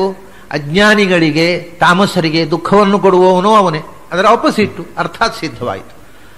ಅದರಲ್ಲೂ ವಿಶೇಷವಾಗಿ ಹೇಳ್ತಾರೆ, ಅವನು ಎಂಥ ಸದಾ ಆನಂದ ಅಂದರೆ ಹೇಗೆ ಅಂದರೆ, ಸತ್ ಅಂದರೆ ಸೃಷ್ಟಿಕಾಲ, ಸೃಷ್ಟಿಗೆ ಸತ್ ಅಂತಾರೆ. ಸತ್ ಅಂದರೆ ಸಂಹಾರ, ವಿಷಾದ, ಎರಡಕ್ಕೂ ಸತ್ ಅಂತಾರೆ. ಅಂದರೆ ಈ ಪ್ರಪಂಚ ಸೃಷ್ಟವಾದಂಥ ಸ್ಥಿತಿಯಲ್ಲಿ, ಈ ಪ್ರಪಂಚ ಇದ್ದಾಗಲೂ ಆನಂದಮಯ, ಸತ್ ಅಂದ್ರೆ ಸಾದ, ನಾಶ. ಈ ಪ್ರಪಂಚ ನಾಶವಾದಾಗ ಪ್ರಳಯ ಕಾಲದಲ್ಲೂ ಆನಂದವೇ ಅವನಿಗೆ. ಸೃಷ್ಟಿಯಲ್ಲೂ ಆನಂದ, ಎಲ್ಲ ಇದ್ದಾಗಲೂ ಆನಂದ, ಎಲ್ಲ ಇರದೇ ಇದ್ದಾಗಲೂ ಆನಂದ. ಅಂಥ ಸದಾ ಆನಂದನಾದ ಭಗವಂತ ಸಜ್ಜನರಿಗೆ, ಜ್ಞಾನಿಗಳಿಗೆ ಆನಂದವನ್ನು ಕೊಡ್ತಾನೆ. ಅಷ್ಟೇ ಅಲ್ಲ, ಸಜ್ಜನರು ಜ್ಞಾನಿಗಳಲ್ಲಿ ಸತ್ ಅಂತಂದ್ರೆ ನಾನು ನಿನ್ನೆ ಹೇಳಿದೆ, ಸದಿತಿ ಪ್ರಾಣ ಅಂತ ಉಪನಿಷತ್ತು. ಸತ್ ಅಂದ್ರೆ ಪ್ರಾಣದೇವರು. ಸಚ್ಛಬ್ದ ವಾಚ್ಯರಾದ ಪ್ರಾಣದೇವರಿಗೆ ವಿಶೇಷ ಆನಂದವನ್ನು ಕೊಡ್ತಕ್ಕವ. ಅದನ್ನು ಆಚಾರ್ಯ ನೆನಪಿಸಿಕೊಳ್ಳೇಬೇಕಲ್ಲ. ಸಚ್ಛಬ್ದ ವಾಚ್ಯನಾದ ಪ್ರಾಣನಿಗೆ ಆನಂದ ನಾಮಕವಾದ ರೂಪವನ್ನು ಕೊಟ್ಟವ, ಅದೇ ಆನಂದ ತೀರ್ಥ ಅಂತನ್ನೋರು. ಸದಾನಂದಂ ಸತ್, ಸಚ್ಛಬ್ದ ವಾಚ್ಯನಾದ ಪ್ರಾಣ ಯಾರಿಂದಾಗಿ ಆನಂದ ಶಬ್ದ ವಾಚ್ಯನಾದನೋ ಮತ್ತು ಯಾರಿಂದ ಆನಂದವನ್ನು ಪಡೆದನೋ, ಅಂದರೆ ಸದಾ ನನಗೆ ಆನಂದವನ್ನು ಕೊಡ್ತಕ್ಕವ ಮತ್ತು ಅವನಿಂದಾಗಿಯೇ ನಾನು ಆನಂದ ತೀರ್ಥನಾಗಿ ಅವತರಿಸಬೇಕಾಯಿತು ಅನ್ನುವ ಸೂಚನೆಯನ್ನ ಈ ಶಬ್ದದಿಂದ ಕೊಟ್ಟರು ಆಚಾರ್ಯ. ಅಷ್ಟೇ ಅಲ್ಲ, ಸತ್ ಆನಂ ಈ ಅರ್ಥವನ್ನ ನಾನು ಯಾವುದೋ ವ್ಯುತ್ಪತ್ತಿಯ ಬಲದಿಂದ ಎಳೆದು ಹೇಳ್ತಾ ಇಲ್ಲ. ಈ ಆನಂದ ಅನ್ನುವ ಶಬ್ದ ಧ್ಯಾಯೇತ್ ಪರಮಾನಂದಂ ಯನ್ಮಾತಾ ಪತಿಮಯದ ಪರಮಾನಂದಂ ಉಜ್ಜಿತ ಪರಮಾನಂದಂ ಪತ್ಯಾದ್ಯಾದ್ಯಾಶ್ರಮೈ ಸದೈವ ಪರಮಾನಂದಂ. ಇದು ಆಚಾರ್ಯರದ್ದೇ ಇನ್ನೊಂದು ಶ್ಲೋಕ, ಪ್ರಾಸಬದ್ಧವಾದು. ಕೊನೆಗೆ ಎಲ್ಲ ಪಾದದ ಕೊನೆಗೂ ಪರಮಾನಂದಂ ಅಂತ ಶಬ್ದ ಬರುತ್ತೆ. ಧ್ಯಾಯೇತ್ ಪರಮಾನಂದಂ ಯನ್ಮಾತಾ ಪತಿಮಯದ ಪರಮಾನಂದಂ ಉಜ್ಜಿತ ಪರಮಾನಂದಂ ಪತ್ಯಾದ್ಯಾದ್ಯಾಶ್ರಮೈ ಸದೈವ ಪರಮಾನಂದಂ. ಹೀಗೆ ಕೊನೆಯ ಶಬ್ದ 4 ಪಾದದಲ್ಲೂ ಆವೃತ್ತಿ ಆಗತ್ತೆ. ಇಂಥ ಒಂದು ಯಮಕಗಳಿಂದ ಬದ್ಧವಾದಂತಹ ಸ್ತೋತ್ರವನ್ನು ಆಚಾರ್ಯರು ಬರೆದಿದ್ದಾರೆ. ಅದಕ್ಕೆ ಯಮಕ ಭಾರತ ಅಂತ ಪ್ರಸಿದ್ಧವಾದ ಹೆಸರು. ಅದು ನಿಜವಾದ ಹೆಸರು ಮಹಾಭಾರತ ತಾತ್ಪರ್ಯ ಅಂತ. ಯಸ್ಯ, ಅದನ್ನು ಹೀಗೆ ಮುಂದೆ ಯಸ್ಯ ಕರಾಳೋಳಂ ಕಾಲಃ ಪರಸ್ಸಹಿ ಕರಾಳೋಳಂ ಯಸ್ಯ ಗದಾ ಪವಮಾನಃ ಸನ್ಯೋ ವ್ಯಾಸೋಭವತ್ ಸದಾ ಪವಮಾನಃ. ಹೀಗೆ ಕೊನೆಯ ಶಬ್ದ, ಕೊನೆಯ 4 ಅಕ್ಷರ, 5 ಅಕ್ಷರ, 6 ಅಕ್ಷರ ಒಂದೇ ರೀತಿಯಿಂದ ಆವೃತ್ತವಾಗತಕ್ಕಂಥ ಒಂದು ವಿಚಿತ್ರವಾದ ಸ್ತೋತ್ರವನ್ನು ಆಚಾರ್ಯರು ರಚಿಸಿದ್ದಾರೆ. ಅಲ್ಲಿ ಪರಮಾನಂದಂ ಅನ್ನತಕ್ಕಂಥ ಶಬ್ದ ಇದೆ, ಇಲ್ಲಿ ಸದಾನಂದಂ ಇದ್ದಾಗ. ಆ ಶಬ್ದಕ್ಕೆ ನರಹರಿ ತೀರ್ಥರು ಏನೇನು ಅರ್ಥ ಬರೆದಿದ್ದಾರೆ ಅದನ್ನು ನಾನು ಇಲ್ಲಿ ಹೇಳ್ತಾ ಇದ್ದೇನೆ. ಆಚಾರ್ಯರ ಸಾಕ್ಷಾತ್ ಶಿಷ್ಯರು ನರಹರಿ ತೀರ್ಥರು. ಅವರು ಆ ಪದ್ಯಕ್ಕೆ ಅರ್ಥ ಬರೆದಿದ್ದಾರೆ, ವ್ಯಾಖ್ಯಾನ ಬರೆದಿದ್ದಾರೆ.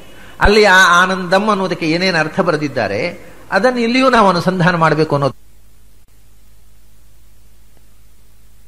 ಪ್ರಾಣದೇವರಿಗೂ ಪ್ರಾಣಸ್ಯ ಪ್ರಾಣ, ಪ್ರಾಣದೇವರಿಗೂ ಚೇಷ್ಟ ಪ್ರವೃತ್ತಿ, ಅವರನ್ನು ನೀವು ಪ್ರೇರಕನಾಗಿ ಅವರಿಗೂ ಪ್ರವೃತ್ತಿಯನ್ನು ನೀಡತಕ್ಕವ ಮತ್ತು ಅವರಿಗೆ ಅಭೀಷ್ಟವನ್ನು ಕೊಡತಕ್ಕವ. ಆದ್ದರಿಂದ ಭಗವಂತ ಸದಾನಂದ. ಇದರಲ್ಲಿ ಅವರಿಗೆ ಸಂಬಂಧಪಟ್ಟ ಮುಖಗಳೇ ಹೆಚ್ಚಿದೆ, ಪ್ರಾಣದೇವರಿಗೆ ಸಂಬಂಧಪಟ್ಟ ಮುಖಗಳು.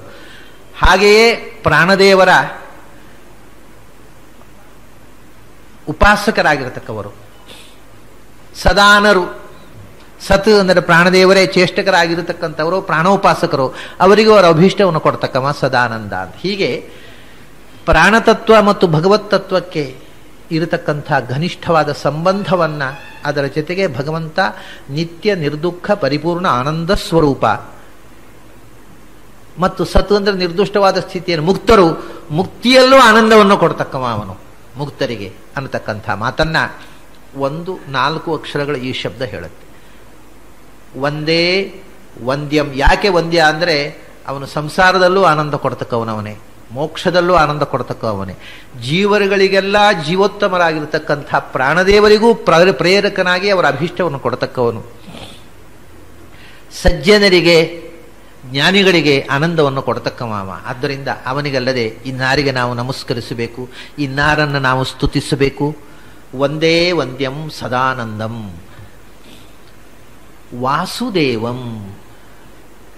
ಅಂಥ ಸದಾನಂದನಾದ ಭಗವಂತ, ಅವನನ್ನು ನಾವು ಹೇಗೆ ಕಾಣಬೇಕು ಅಂದರೆ ಅವನಿಗೆ ಒಂದು ವಿಶೇಷಣ ಕೊಡ್ತಾರೆ, ಅವನು ವಾಸುದೇವ ಅಂತ. ಅಂಥ ಭಗವಂತ ನಾವು ಎಲ್ಲಿ ಕಾಣಬೇಕು, ಹೇಗೆ ಕಾಣಬೇಕು, ಯಾವ ರೂಪದಿಂದ ಕಾಣಬೇಕು ಅಂದರೆ ಈ ಶಬ್ದವೂ ಹಾಗೆ ಬೇರೆ ಬೇರೆ ಬಗೆಯಿಂದ ತೆರೆದುಕೊಳ್ಳತಕ್ಕ ಒಂದು ವಿಚಿತ್ರವಾದ ಶಬ್ದ ಇದು. ಹೇಗೆ ಕಾಣಬೇಕು ಅಂದರೆ ಅವನನ್ನು ವಾಸುದೇವನಾಗಿ ಕಾಣಬೇಕು ಅಂದರು. ವಾಸುದೇವ ಅಂದರೆ ಏನು? ಹಿಂದೆ ಸಜ್ಜನರಿಗೆ ಆನಂದವನ್ನು ಕೊಡ್ತಕ್ಕವ ಅಂತ ಹೇಳಿದರು, ಸಾತ್ವಿಕರಿಗೆ ಆನಂದವನ್ನು ಕೊಡ್ತಕ್ಕವ ಅಂತ. ವಸುದೇವ ಅಂತಂದ್ರೆ ಸಾತ್ವಿಕವಾದ ಮನಸ್ಸಿಗೆ ವಸುದೇವ ಅಂತ ಹೆಸರು. ಸತ್ವಂ ವಿಶುದ್ಧಂ, ಭಾಗವತ ಇದು, ಸತ್ವಂ ವಿಶುದ್ಧಂ ವಸುದೇವ ಸಂಜ್ಞಿತಂ. ವಸುದೇವ ಅಂದರೆ ಸಂಪತ್ತನ್ನು ಬೆಳಗಿಸಿ ತೋರಿಸುವಂಥದ್ದು ಅಂತ. ಯಾವುದು ದೊಡ್ಡ ಸಂಪತ್ತು? ಭಗವಂತನ ಅರಿವೆಂಬ ಸಂಪತ್ತನ್ನು ಯಾವುದು ಬೆಳಗಿಸುತ್ತದೋ ಅದು ಅಂಥ ಮನಸ್ಸು ವಸುದೇವ. ವಸು ಅಂದರೆ ಸಂಪತ್ತು, ಅದನ್ನು ದೇವ ಅಂದರೆ ಬೆಳಗಿಸುವಂಥದ್ದು.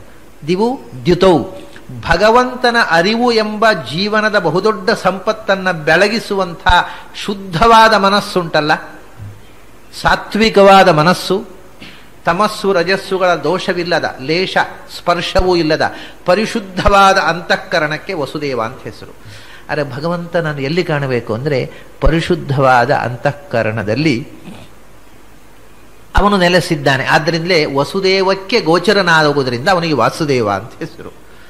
ವಸುದೇವನ ಮಗನಾದ್ದರಿಂದ ಅಲ್ಲ, ಯಾಕೆಂದರೆ ವಸುದೇವನ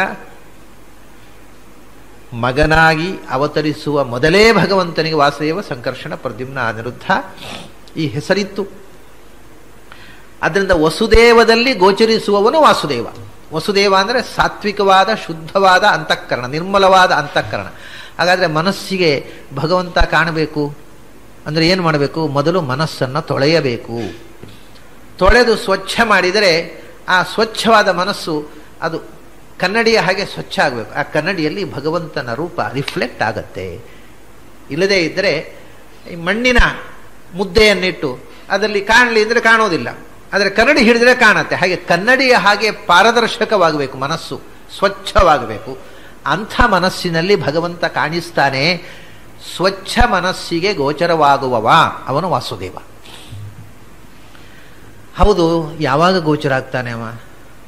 ಸ್ವಚ್ಛವಾದ ಮನಸ್ಸು ಅಂತಂದರೆ ಏನೇ ಆದರೂ ಈ ಮನಸ್ಸು ಉಂಟಲ್ಲ, ಪಾಂಚಭೌತಿಕವಾದ ಮನಸ್ಸು, ಅದು ಎಷ್ಟು ತೊಳೆದ್ರೂ ಅದು ಮಣ್ಣಿನಿದ್ದೇ. ಅದು ಮಣ್ಣಿನದ್ದು ತೊಳೆದ್ರೆ ಏನು ಸ್ವಚ್ಛ ಆಗೋದು? ತೊಳೆದ್ರೂ ಮಣ್ಣೇ ಅದು. ಅದಕ್ಕೆ ನಿಜವಾಗಿರತಕ್ಕಂಥ ಮನಸ್ಸು ಅಂದರೆ ಸ್ವರೂಪಭೂತವಾದ ಮನಸ್ಸು. ಸ್ವರೂಪಭೂತವಾದಂಥ ಆತ್ಮಸ್ವರೂಪಭೂತವಾದ ಮನಸ್ಸು ತೆರೆದುಕೊಳ್ಳುವ ತನಕ ಅದನ್ನು ಮುಚ್ಚಿಟ್ಟಿದ್ದೇವೆ. ಆ ಮನಸ್ಸಿನ ಮೇಲೆ ಲಿಂಗ ಶರೀರದ ಒಂದು ಮುಚ್ಚಳ, ಸೂಕ್ಷ್ಮ ಶರೀರದ ಒಂದು ಮುಚ್ಚಳ, ಆಮೇಲೆ ಸ್ಥೂಲ ಶರೀರದ ಒಂದು ಮುಚ್ಚಳ, 3 ಬಟ್ಟೆಯಿಂದ ಅದನ್ನು ಮುಚ್ಚಿಟ್ಟಿದ್ದೇವೆ. ಅದರಿಂದ ಸೂಕ್ಷ್ಮ ಸ್ವರೂಪಭೂತವಾಗಿರ್ತಕ್ಕಂಥ ಮನಸ್ಸು ಅಥವಾ ಕಣ್ಣು ಕೆಲಸ ಮಾಡೋ ಹಾಗಿಲ್ಲ ಈಗ. ಅಂದರೆ ಅದು ಕೆಲಸ ಮಾಡಿದರೂ ನಮಗೆ ಅದನ್ನು ಮುಚ್ಚಿಟ್ರೆ ಪೆಟ್ಟಿಗೆ ಒಳಗಿಟ್ಟಾಗ ಆಗಿದೆ. ಆದ್ದರಿಂದ ಈಗ ಸಂಸಾರಾವಸ್ಥೆಯಲ್ಲಿ ಭಗವಂತನನ್ನು ಕಾಣುವುದು ಸಾಧ್ಯವಿಲ್ಲ ಅಂದರು. ಮತ್ತು ಹಾಗಾದರೆ ಅಪರೋಕ್ಷ ಜ್ಞಾನ ಇಲ್ಲದೆ ಮೋಕ್ಷ ಇಲ್ಲ. ಸಂಸಾರದಲ್ಲಿ ಕಾಣುವ ಸಾಧ್ಯ ಇಲ್ಲ, ಕಾಣದೇ ಮೋಕ್ಷ ಇಲ್ಲ. ಯಾವಾಗ ಭಗವಂತನನ್ನು ಕಾಣುವುದು ಸಾಧ್ಯ ಅಂತಂದರೆ ಈ ಎಲ್ಲ ಮುಚ್ಚಳಗಳನ್ನು ಭೇದಿಸಿ ಸೆಲ್ಫ್ ರಿಯಲೈಸೇಷನ್, ಆತ್ಮಸಾಕ್ಷಾತ್ಕಾರ ಆದ ಮೇಲೆ, ಸಂಸಾರದಲ್ಲಿ ಆ ಸ್ಥಿತಿಯನ್ನು ತಲುಪಿದ ನಂತರ, ಅಂದರೆ ಎಲ್ಲ ಮುಚ್ಚಳಗಳನ್ನು ತೆಗೆದು ಆತ್ಮನನ್ನು, ಪರಮಾತ್ಮನನ್ನಲ್ಲ ನನ್ನನ್ನು ನಾನು ಮೊದಲು ಕಾಣಬೇಕು, ಸೆಲ್ಫ್ ರಿಯಲೈಸೇಷನ್ ಅಂತಾರೆ. ಆಗ ನಾನು ಏನು ಅಂತ ನನಗೆ ಗೊತ್ತಾದರೆ ನನ್ನ ಸ್ವರೂಪದ ಕಣ್ಣಿನಿಂದ ನಾನು ಭಗವಂತನನ್ನು ಕಾಣಬಹುದು. ಕಂಡೇ ಕಾಣ್ತಾನೆ ಅಂತ ನಿಯಮ ಅಲ್ಲ. ಆವಾಗಲೂ ತುರಿಯಂ ದೃಶ್ಯತೆ ಕ್ವಾಪಿಂದ್, ಎಲ್ಲೋ ಒಮ್ಮೆ ಅಕಸ್ಮಾತ್ತಾಗಿ ಒಂದು ಮಿಂಚಿನ ಹೊಳಪಿನಂತೆ ಭಗವಂತನ ದರ್ಶನ ಆಗಬಹುದು. ಆದರೆ ನಿರಂತರ ದರ್ಶನ ಆಗುವುದು ಮೋಕ್ಷದಲ್ಲಿ ಮಾತ್ರ. ಅದಕ್ಕೋಸ್ಕರ ಅವನಿಗೆ ವಾಸುದೇವ ಅಂತ ಹೆಸರು ಅಂದರು. ವಾಸು ಅಂದರೆ ವಾಸಯತಿ ಇತಿ ವಾಸುಹು, ತನ್ನನ್ನು ತಾನು ಮುಚ್ಚಿಕೊಳ್ಳುವವ ಅಂತ. ಸಂಸಾರಾವಸ್ಥೆಯಲ್ಲಿ ಎಂದೂ ನಮ್ಮ ಕಣ್ಣಿಗೆ ಗೋಚರನಾಗದೆ ತನ್ನನ್ನು ತಾನು ಮುಚ್ಚಿಕೊಳ್ಳುವವ. ಆಮೇಲೆ ದೇವಯತೀತಿ ದೇವ, ಮೋಕ್ಷಕ್ಕೆ ಹೋದಾಗ ನಮ್ಮ ಮುಂದೆ ಬಿಚ್ಚಿಕೊಳ್ಳುವವ, ಬೆಳಕಾಗಿ ಕಾಣಿಸಿಕೊಳ್ಳುವವ. ಮೊದಲು ತನ್ನನ್ನು ಮುಚ್ಚಿಕೊಳ್ಳುವವ, ಆಮೇಲೆ ನಮ್ಮ ಮುಂದೆ ಬಿಚ್ಚಿಕೊಳ್ಳುವವ. ಸಂಸಾರದಲ್ಲಿ ವಾಸುವಾಗಿ ಮೋಕ್ಷದಲ್ಲಿ ದೇವನಾಗಿ ನಮಗೆ ದರ್ಶನ ಕೊಡುವವ. ಆದ್ದರಿಂದ ಅವನು ವಾಸುದೇವ. ಅವನು ಈ ಪ್ರಪಂಚದ ಎಲ್ಲದರ ಒಳಗೂ ವಾಸ ಮಾಡ್ತಾನೆ. ಎಲ್ಲದರ ಒಳಗೂ ಅಂತರ್ಯಾಮಿಯಾಗಿ ವಾಸವಾಗಿದ್ದಾನೆ. ಆದ್ದರಿಂದ ವಾಸು. ಎಲ್ಲಿ ಹುಡುಕಬೇಕು ಅಂತ, ಎಲ್ಲಿ ಯಾಕೆ ಹುಡುಕ್ತಿ? ನಿನ್ನೊಳಗೇ ಇದ್ದಾನೆ ಮಾಂದ್ರು. ವಾಸು ಹೋದು, ನಿನ್ನೊಳಗೇ ವಾಸವಾಗಿದ್ದಾನೆ. ಅಷ್ಟೇ ಅಲ್ಲ, ವಾಸಯತಿ, ಎಲ್ಲವನ್ನೂ ಆವರಿಸಿದ್ದಾನೆ. ಅಂದರೆ ಎಲ್ಲದರ ಹೊರಗೂ ಇದ್ದಾನೆ, ಎಲ್ಲದರ ಒಳಗೂ ಇದ್ದಾನೆ. ಅಂಥ ದೇವಾಮ. ಹೀಗೆ ಜಗತ್ತಿನ ಒಳಗೂ ಹೊರಗೂ ತುಂಬಿರುವ, ಸಂಸಾರದಲ್ಲಿ ಗೋಚರನಾಗದೆ ಮೋಕ್ಷದಲ್ಲಿ ಗೋಚರನಾಗುವ ಮತ್ತು ಪರಿಶುದ್ಧವಾದ ನಿರ್ಮಲವಾದ ಟ್ರಾನ್ಸ್ಪೇರೆಂಟ್ ಪಾರದರ್ಶಕವಾದ ಅಂತಃಕರಣಕ್ಕೆ ಮಾತ್ರವೇ ಗೋಚರವಾಗುವ ಭಗವಂತನೇ ವಸುದೇವನಲ್ಲಿ ಮಗನಾಗಿ ಅವತರಿಸಿ ವಾಸುದೇವನಾದ. ಅಂಥ ಕೃಷ್ಣ ರೂಪವನ್ನೇ ಧ್ಯಾನ ಮಾಡು ಅಂದ್ರೆ, ವಾಸುದೇವನನ್ನು ಧ್ಯಾನ ಮಾಡೋದು ಎಲ್ಲ ಬಂತು. ಯಾವ ರೂಪವನ್ನು ಧ್ಯಾನ ಮಾಡಬೇಕು? ನಿನಗೆ ಅತ್ಯಂತ ಹತ್ತಿರವಾದ ರೂಪವನ್ನು ಧ್ಯಾನ ಮಾಡು. ಅತ್ಯಂತ ಹತ್ತಿರ ಯಾವುದು? ಕೃಷ್ಣ ವರ್ಣಂ ಕಲವು ಕೃಷ್ಣಂ ಸಾಂಗೋಪಾಂಗಂ ಸಪಾರ್ಷದಂ ಅಂತ ಭಾಗವತ. ಕಲಿಯುಗದಲ್ಲಿ ನಮಗೆ ಅತ್ಯಂತ ಹತ್ತಿರವಾದ ಭಗವಂತನ ರೂಪ ಕೃಷ್ಣ ರೂಪ. ಯಾಕೆ? ಬುದ್ಧ ರೂಪ ಅಲ್ಲವೇನು? ಕೃಷ್ಣನ ಅವತಾರ ಆದಮೇಲೆ ಬುದ್ಧಾವತಾರ ಆಗಿದೆ. ಆದ್ದರಿಂದ ಬುದ್ಧನ ಉಪಾಸನೆ ಮಾಡಬಾರದು? ಬುದ್ಧನ ಉಪಾಸನೆ ಮಾಡಬಹುದು. ಆದರೆ ಬುದ್ಧನ ಉಪಾಸನೆಯನ್ನು ಶಾಸ್ತ್ರಕಾರರು ಆಚರಣೆಗೆ ತರಲಿಲ್ಲ. ಯಾಕೆಂದರೆ ಅವತಾರಗಳಲ್ಲಿ ಬೇರೆ ಬೇರೆ ಉದ್ದೇಶಗಳಿವೆ. ಜ್ಞಾನದ ಪ್ರಸಾರಕ್ಕೋಸ್ಕರ ಆಗತಕ್ಕಂಥ ಅವತಾರ ಕೆಲವು, ದುಷ್ಟ ಸಂಹಾರಕ್ಕೋಸ್ಕರ ಬಲದ ಕಾರ್ಯಕ್ಕೋಸ್ಕರ ಆಗತಕ್ಕಂಥ ಅವತಾರಗಳು ಕೆಲವು, ಇನ್ನು ಕೆಲವು ಅವತಾರಗಳಿವೆ ಅವು ಮೋಹ ಕಾರ್ಯ. ಕೇವಲ ಅದು ದುಷ್ಟ ನಿಗ್ರಹವೇ, ದುಷ್ಟ ನಿಗ್ರಹಕ್ಕೋಸ್ಕರ ಮೋಹವನ್ನು ಕೊಡುವುದಕ್ಕೋಸ್ಕರ ಆದ ಅವತಾರ. ಇವಾಗ ನರಸಿಂಹ, ವರಾಹ ಇಂಥ ಅವತಾರಗಳು ಜ್ಞಾನ ಕಾರ್ಯಗಳಲ್ಲ, ಬಲ ಕಾರ್ಯಗಳು. ಪರಶುರಾಮ ಜ್ಞಾನದ ಅಭಿವ್ಯಕ್ತಿ ಇದೆ, ಇಲ್ಲ ಅಂತಲ್ಲ, ಆದರೆ ಬಲದ ಅಭಿವ್ಯಕ್ತಿ ಹೆಚ್ಚು. ರಾಮಾವತಾರ ಕೂಡ ಬಲ ಕಾರ್ಯ, ರಾವಣ ಸಂಹಾರಕ್ಕೋಸ್ಕರ ರಾಮಾವತಾರ ಅಂತ. ನರಸಿಂಹ ಅವತಾರ, ವರಾಹದ ಅವತಾರ ಹಿರಣ್ಯಕಶಿಪು ಹಿರಣ್ಯಾಕ್ಷರ ಸಂಹಾರಕ್ಕೋಸ್ಕರ. ಆದ್ದರಿಂದ ಅವೆಲ್ಲ ಬಲ ಕಾರ್ಯಗಳು. ಅದರಲ್ಲಿ ಜ್ಞಾನದ ಅಭಿವ್ಯಕ್ತಿಯ ಅಂಶ ಕಡಿಮೆ, ಬಲದ ಅಭಿವ್ಯಕ್ತಿ ಹೆಚ್ಚು. ಬುದ್ಧ ಅವನು ಜ್ಞಾನ ಕಾರ್ಯನೂ ಹೌದು, ಆದರೂ ಕೂಡ ಅದರಲ್ಲಿ ಅಜ್ಞಾನಿಗಳಿಗೆ, ತಾಮಸರಿಗೆ ಮೋಹವನ್ನು ಕೊಡುವಂಥ ಉದ್ದೇಶದಿಂದ ಆದ ಅವತಾರ ಮೋಹಾವತಾರ ಅದು. ಅದರಿಂದ ಮೋಹಾವತಾರದ ಉಪಾಸನೆ ಮಾಡಿ ನೀನೂ ಮೋಹಕ್ಕೆ ಒಳಗಾಗಬೇಡ. ಅದು ಬಹಳ ಕಷ್ಟ. ದೇವತೆಗಳು ಉಪಾಸನೆ ಮಾಡ್ತಾರೆ ಬುದ್ಧನನ್ನು, ನೀನು ಉಪಾಸನೆ ಮಾಡಿ ಅದರಿಂದ ದಾರಿ ತಪ್ಪುವ ಅಪಾಯ ಉಂಟು, ಮೋಹಕ್ಕೆ ಒಳಗಾಗುವ ಅಪಾಯ ಉಂಟು. ಅದು ಬಹಳ ಮೋಹಕವಾದ ಅವತಾರ, ಅದರ ಉಪಾಸನೆ ಬಿಟ್ಟು ಬಿಡುವುದು. ಕೃಷ್ಣ ಅವನು ಜ್ಞಾನಾವತಾರವೂ ಹೌದು, ಬಲಾವತಾರವೂ ಹೌದು. ಅವನು ಕೃಷ್ಣಾವತಾರದಲ್ಲಿ ಮಾಡಿದಷ್ಟು ಹತ್ಯಾಕಾಂಡ, ಸಂಹಾರ, ದುಷ್ಟ ಸಂಹಾರ ಪ್ರಾಯ ಯಾವ ಅವತಾರದಲ್ಲೂ ಮಾಡಿಲ್ಲ. ಕೃಷ್ಣಾವತಾರದಲ್ಲಿ ಅವನು ಅಭಿವ್ಯಕ್ತಗೊಳಿಸಿದಷ್ಟು ಜ್ಞಾನ, ಜ್ಞಾನದ ಸಾರ ಸರ್ವಸ್ವವಾದ ಭಗವದ್ಗೀತೆಯೇ ಕೃಷ್ಣನ ಕೊಡುಗೆ. ಆದ್ದರಿಂದ ಜ್ಞಾನ ಕಾರ್ಯ ಬಲ ಕಾರ್ಯದಲ್ಲಿ ಪೂರ್ಣ ಅಭಿವ್ಯಕ್ತಿಯನ್ನ ಈ ಭೂಮಿಯಲ್ಲಿ ತೋರಿಸಿದಂಥ ಅವತಾರ ಕೃಷ್ಣಾವತಾರ. ಮತ್ತು ನಿನಗೆ ತೀರಾ ಹತ್ತಿರವಾದ ಅವತಾರ ಅದು. ಯಾಕೆಂದರೆ ನಾವು ಯಾವ ಯುಗದಲ್ಲಿ ಇದ್ದೇವೋ ಆ ಯುಗದಲ್ಲೇ 36 ವರ್ಷ ಇದ್ದ ಕೃಷ್ಣ. ದ್ವಾಪರ ಯುಗದಲ್ಲಿ ಅವತರಿಸಿದರೂ ಕಲಿಯುಗ ಪ್ರಾರಂಭ ಆದ ಮೇಲೆ 36 ವರ್ಷಗಳ ಕಾಲ ಈ ಭೂಮಿಯಲ್ಲಿ ಇದ್ದ. ನಾವು ಇದ್ದ ಯುಗದಲ್ಲೇ ಇದ್ದ ಅವತಾರ. ಆ ಅವತಾರವನ್ನು ಬಿಟ್ಟು ಬೇರೆ ಅವತಾರಕ್ಕೆ ಯಾಕೆ ಹೋಗ್ತೀವಿ? ವಾಸುದೇವಂ, ವಸುದೇವ ಪುತ್ರನಾಗಿ ಅವತರಿಸಿದಂಥ ಕೃಷ್ಣನನ್ನೇ ನಿನ್ನ ಉಪಾಸ್ಯ ಮೂರ್ತಿಯಾಗಿ ಮಾಡಿಕೋ. ಅವನು ವಸುದೇವನ ಮಗನಾಗಿ ಹುಟ್ಟಿದ. ಅಂಥ ಭಗವಂತ ವಸುದೇವನ ಮಗನಾಗಿ ಹೇಗೆ ಹುಟ್ಟಿದ?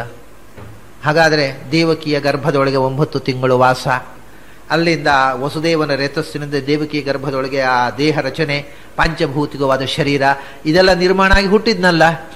ಆದರೆ ಭಗವಂತನಿಗೂ ಪಾಂಚಭೌತಿಕ ಶರೀರ ಉಂಟು ಅಂತಾಯಿತು. ಅಲ್ಲ, ಎಲ್ಲ ಉಂಟು. ನಮ್ಮ ದೇಹದೊಳಗೆ ಭಗವಂತ ಇಲ್ವಾ? ಈ ಪಾಂಚಭೌತಿಕ ಶರೀರದೊಳಗೆ ಪ್ರತಿಯೊಂದು ದೇಹದೊಳಗೂ ಇದ್ದಾನೆವ, ಪಾಂಚಭೌತಿಕ ಶರೀರದೊಳಗೂ ಇದ್ದಾನೆ. ಹಾಗಾದರೆ ಭಗವಂತನಿಗೆ ಪಾಂಚಭೌತಿಕ ಶರೀರ ಇಲ್ಲ ಅಂದ್ರೆ ಏನು? ಪಾಂಚಭೌತಿಕ ಶರೀರದ ಬದ್ಧತೆ ಇಲ್ಲ. ನಮಗೆ ಪಾಂಚಭೌತಿಕ ಶರೀರ ಇಲ್ಲದೆ ಅಸ್ತಿತ್ವ ಇಲ್ಲ, ಅವನಿಗೆ ಪಾಂಚಿಕ ಭೌತಿಕ ಶರೀರದ ಬಂಧನ ಇಲ್ಲ ಇರೋ ಹಾಗೆಯೇ. ಹಾಗಾದರೆ ದೇವಕಿ ಶರೀರದಲ್ಲಿ ಪಾಂಚಭೌತಿಕ ಶರೀರ, ಗರ್ಭದಲ್ಲಿ ಪಾಂಚಭೌತಿಕ ಶರೀರ ನಿರ್ಮಾಣ ಆಯಿತು, ಅದರಲ್ಲಿ ಕೃಷ್ಣ ಬಂದು ಸೇರಿಕೊಂಡೇನು ಅಂದರೆ ಇಲ್ಲ ಅಂದರು ಆಚಾರ್ಯ. ಭಗವಂತನಿಗೆ ಅವತಾರದಲ್ಲಿ ಕೂಡ ಪಾಂಚಭೌತಿಕ ಶರೀರ ಇಲ್ಲ. ಯಾಕೆ? ಅವನು ನಿರಂಜನಂ. ಅಂಜನ ಅಂತಂದರೆ ದೋಷ, ನಿರಂಜನ ಅಂದರೆ ನಿರನಿಷ್ಠ ನಿರವಧ್ಯ. ನಿರಂಜನ ಪರಮಂ ಸಾಮ್ಯಮುಪೈತಿ. ಭಗವಂತನ ಜೊತೆಗೆ ಜೀವನಿಗೆ ಸಾಮ್ಯ ಯಾವುದರಿಂದ ಅಂದರೆ ನಿರಂಜನತ್ವದಲ್ಲಿ ಸಾಮ್ಯ ಅಂತ ವೇದ ಹೇಳ್ತದೆ. ಅವನು ದೋಷರಹಿತ. ಅಂಜನ ಒಂದಿಲ್ಲ, ಗುಣದಲ್ಲಿ ಸಾಮ್ಯ ಇಲ್ಲ. ಭಗವಂತನ ಗುಣಕ್ಕೂ ಜೀವನ ಗುಣಕ್ಕೂ ಮುಕ್ತಿಯಲ್ಲೂ ತಾಳಮೇಳವೇ ಇಲ್ಲ. ಅದು ಅನಂತ, ಇದು ಶಾಂತ. ಆದರೆ ದೋಷ ಇಲ್ಲ ಅನ್ನುವ ಅಂಶದಲ್ಲಿ ಭಗವಂತನಿಗೂ ಜೀವನಿಗೂ ಪೂರ್ಣ ಸಾಮ್ಯ. ಹಾಗೆ ಭಗವಂತನಲ್ಲಿ ಅಂಜನ ಇಲ್ಲ. ಅಂಜನ ಅಂದರೆ ಅಂಟಿಕೊಳ್ಳುವ ದೋಷ, ನಮ್ಮನ್ನು ಅಂಟಿಕೊಂಡು ನಮ್ಮನ್ನು ಕೊಳೆ ಮಾಡತಕ್ಕಂಥ ದೋಷ. ಆ ಅಂಜನ ಇಲ್ಲದವ ನಿರಂಜನ ಅಂದರೆ ನಿರ್ದೋಷ. ಆದ್ದರಿಂದ ಪಾಂಚಭೌತಿಕ ಶರೀರದ ಅಂಜನ ಲೇಪ ಅವನಿಗಿಲ್ಲ. ಅವನು ವಸುದೇವನ ಮಗನಾದಾಗಲೂ ಅವನು ದೇವಕಿಯ ಗರ್ಭದಲ್ಲಿ ಪಾಂಚಭೌತಿಕ ಶರೀರದಲ್ಲಿ ಬೆಳೆದಿಲ್ಲ. ಅವನು ಕೌಸಲ್ಯೆಯ ಮಗನಾದಾಗಲೂ ಕೌಸಲ್ಯೆಯ ಗರ್ಭದಲ್ಲಿ ಪಾಂಚಭೌತಿಕ ಶರೀರದಿಂದ ಬೆಳೆದಿಲ್ಲ. ಯಾಕೆಂದರೆ ಅವನು ಹಾಗೆ ಬೆಳೆಯುವನಿದ್ರೆ ನರಸಿಂಹ ಯಾವ ಗರ್ಭದಲ್ಲಿ ಯಾವ ಭೌತಿಕ ಶರೀರದಿಂದ ಬೆಳೆದ? ತಾನಿಗೆ ಯಾವ ಭೌತಿಕ ಶರೀರದ ಸಂಬಂಧವೂ ಇಲ್ಲ ಅಂತ ತೋರಿಸಿದ. ಕೆಲವೊಮ್ಮೆ ತಾಯಿಯ ಗರ್ಭದಲ್ಲಿ ಇದ್ದು ಹುಟ್ಟಿದಂತೆ ತೋರಿಸಿದ. ಯಾಕೆ ಅಂದರೆ ಅವನಿಗೆ ಗರ್ಭವಾಸದಲ್ಲಿ ಇರಬೇಕಾದ ಅಗತ್ಯ ಇಲ್ಲ. ಅವನಿಗೆ ಇಲ್ಲ, ಅಷ್ಟೇ ಅಲ್ಲ, ವಾಯುದೇವರಿಗೆ ಇಲ್ಲ. ವಾಯುದೇವರಿಗೆ ಗರ್ಭವಾಸ ಆಗಬೇಕಾದಂಥ ಅಗತ್ಯ ಇಲ್ಲ. ಆದರೆ ಬೇಕಿದ್ದರೆ ಇರ್ತಾರೆ ಗರ್ಭದಲ್ಲಿ ಅವರು. ಅದು ಭಗವಂತನಿಗೆ ಗರ್ಭವಾಸದ ಅಗತ್ಯ ಇಲ್ಲ, ಆದರೂ ಗರ್ಭದಲ್ಲಿ ಇರ್ತಾನೆ. ಯಾಕಿರ್ತಾನೆ ಅಂದರೆ ಆ ತಾಯಿ ಬಯಸ್ತಾಳೆ. ದೇವಕಿಯ ಪುಣ್ಯ ಅದು.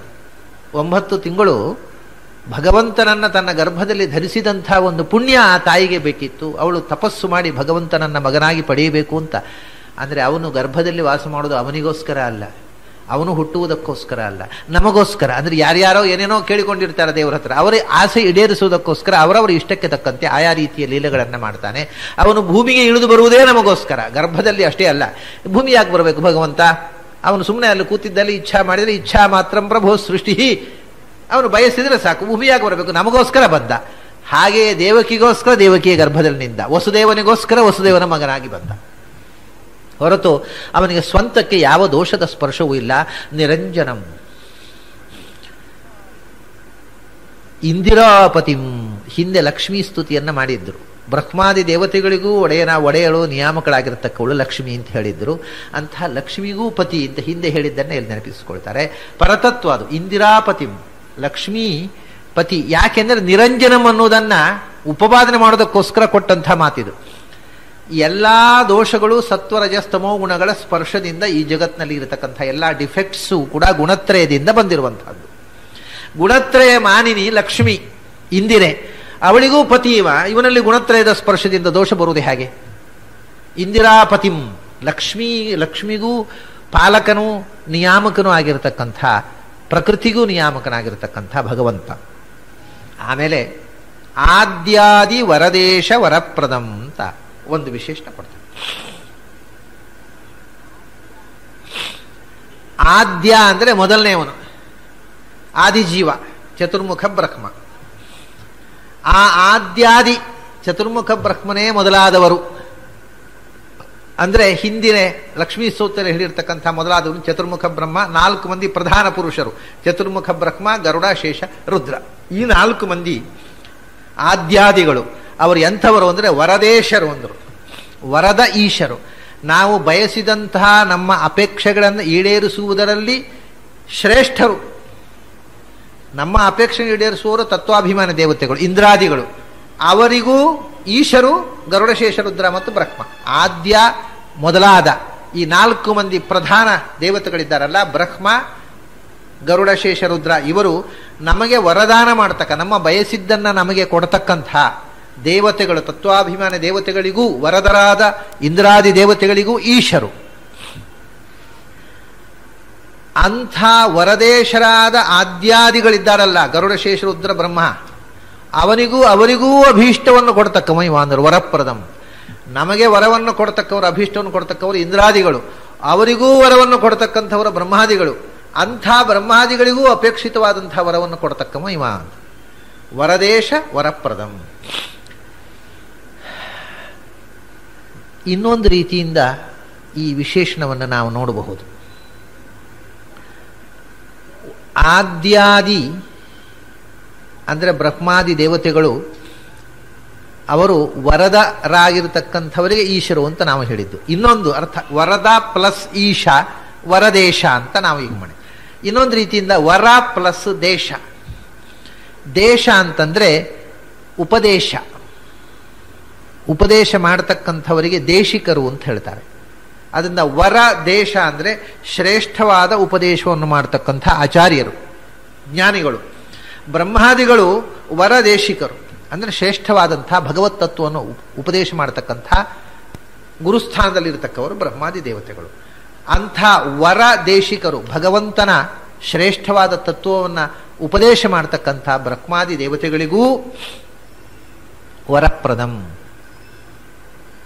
ಅವರಿಗೂ ಅಭೀಷ್ಟವಾದಂಥ ವರವನ್ನು, ಮೋಕ್ಷಾಖ್ಯವಾದ ಪರಮಶ್ರೇಷ್ಠವಾದಂಥ ಪುರುಷಾರ್ಥವನ್ನು ಕೊಡತಕ್ಕವರು. ಇನ್ನೊಂದು ರೀತಿಯಿಂದ ಈ ವಿಶೇಷಣ ಆದ್ಯಾದಿ ವರದ ಅಂತ. ಬ್ರಹ್ಮಾದಿಗಳು ಕೊಟ್ಟ ವರವನ್ನು ದಾ ಅಂದರೆ ಸಂಸ್ಥೆಯಲ್ಲಿ ಮುರಿಯುವವನು ಅಂತ ಅರ್ಥ.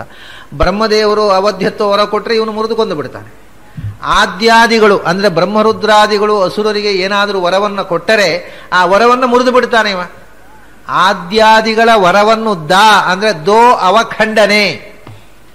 ದಾನ ಅಂತಂದ್ರೆ ತುಂಡು ಕತ್ತರಿಸುವುದು ಅಂತ ಅರ್ಥ ಸಂಸ್ಕೃತದಲ್ಲಿ. ಇದೂ ಒಂದು ಅರ್ಥ. ದಾನ ಅಂದರೆ ಕೊಡುವುದು ಅಂತ ಒಂದು ಅರ್ಥ, ಇನ್ನೊಂದು ಅರ್ಥ ದಾನ ಅಂದರೆ ಕತ್ತರಿಸುವುದು. ದೋ ಅವಖಂಡನೆ.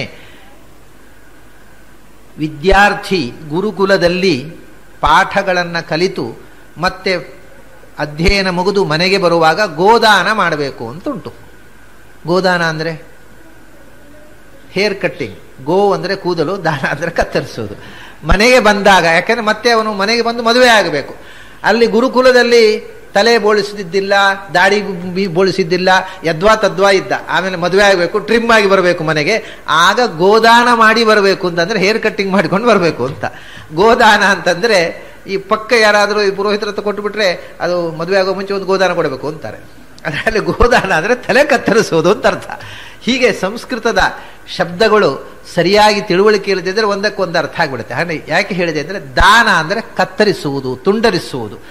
ಹಾಗೆ ದಾ ಅಂದ್ರೂ ಅದೇ ಅರ್ಥ. ದಾನ ದಾ. ವರವನ್ನು ದಾ ಅಂದರೆ ತುಂಡರಿಸುವವ. ಬ್ರಹ್ಮಾದಿಗಳು ಕೊಟ್ಟದ ವರವನ್ನು ಕೂಡ ಇವನು ಮೀರಿ ಬಿಡ್ತಾನೆ. ಆದ್ಯಾದಿ ವರದ. ಹಾಗೆಯೇ ಈಶ ವರಪ್ರದ.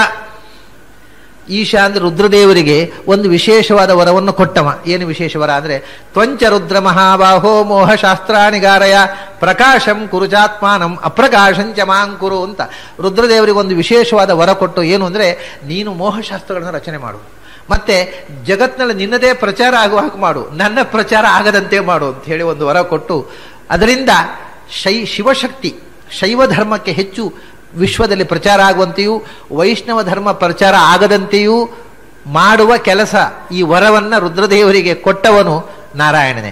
ಅಂದರೆ ಯಾವಾಗಲೂ ನಿಜವಾಗಿ ದೊಡ್ಡವರು ಪ್ರಚಾರ ಬಯಸೋದಿಲ್ಲ. ಅದರಿಂದ ನಾರಾಯಣ ತಾನೇ ಕೂತು ನನ್ನ ಪ್ರಚಾರ ಒಂದು ಆಗದಂತೆ ನೋಡ್ಕೊ ಮಾರಾಯ ಅಂತ ಶಿವನ ಹತ್ರ ಹೇಳಿದೆ. ಸುಮ್ಮನೆ ಅನ್ಯಾಯ ಪ್ರಚಾರ ಆಯಿತು ಅಂತ ಎಲ್ಲ ಬಂದು ಕಾಲಿಗಡ್ಡ ಬೀಳ್ತಾರೆ, ಉಪದ್ರ ಕೊಡ್ತಾರೆ. ನನ್ನ ಪ್ರಚಾರ ಆಗದೇ ಇರಲಿ, ಅದ್ರ ಕೆಲಸ ನಿನಗೆ ಅಂತ ಶಿವನಿಗೆ ವಿಷ್ಣು ತತ್ವದ ಪ್ರಚಾರವಾಗದಂತೆ ನೋಡಿಕೊಳ್ಳುವ ಒಂದು ಉಪಾಸನೆ, ಅದೊಂದು ಅವನು ವೈಷ್ಣವ ಉಪಾಸನೆಯ ವರವನ್ನು ಕೊಟ್ಟವ. ಹೀಗೆ ಅಂದರೆ ಇಂಥ ನಾರಾಯಣ ತತ್ವ ಯಾಕೆ ಜಗತ್ತಿನಲ್ಲಿ ಎಲ್ಲ ಕಡೆ ವ್ಯಾಪಿಸಲಿಲ್ಲ ಅಂದರೆ ಈಶ ವರಪ್ರದಂ. ಹಾಗೆ ಅವನೇ ಭಗವಂತನ ಸಂಕಲ್ಪ ಅದು. ಆ ರೀತಿ ಶಿವನಿಗೆ ವರ ಕೊಟ್ಟು ನೀನು ಮೋಹಶಾಸ್ತ್ರದಲ್ಲಿ ಶಿವಶಕ್ತಿಯ ಪ್ರಸಾರ ಮಾಡು ಅಂತ ಹೇಳಿದ.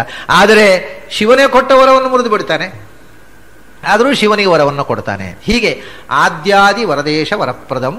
ಅಂಥ ನಾರಾಯಣನನ್ನ ವಾಸುದೇವನನ್ನ ಒಂದೇ ನಮಸ್ಕಾರ ಮಾಡ್ತೇನೆ ಅಂತ ಹೇಳಿ.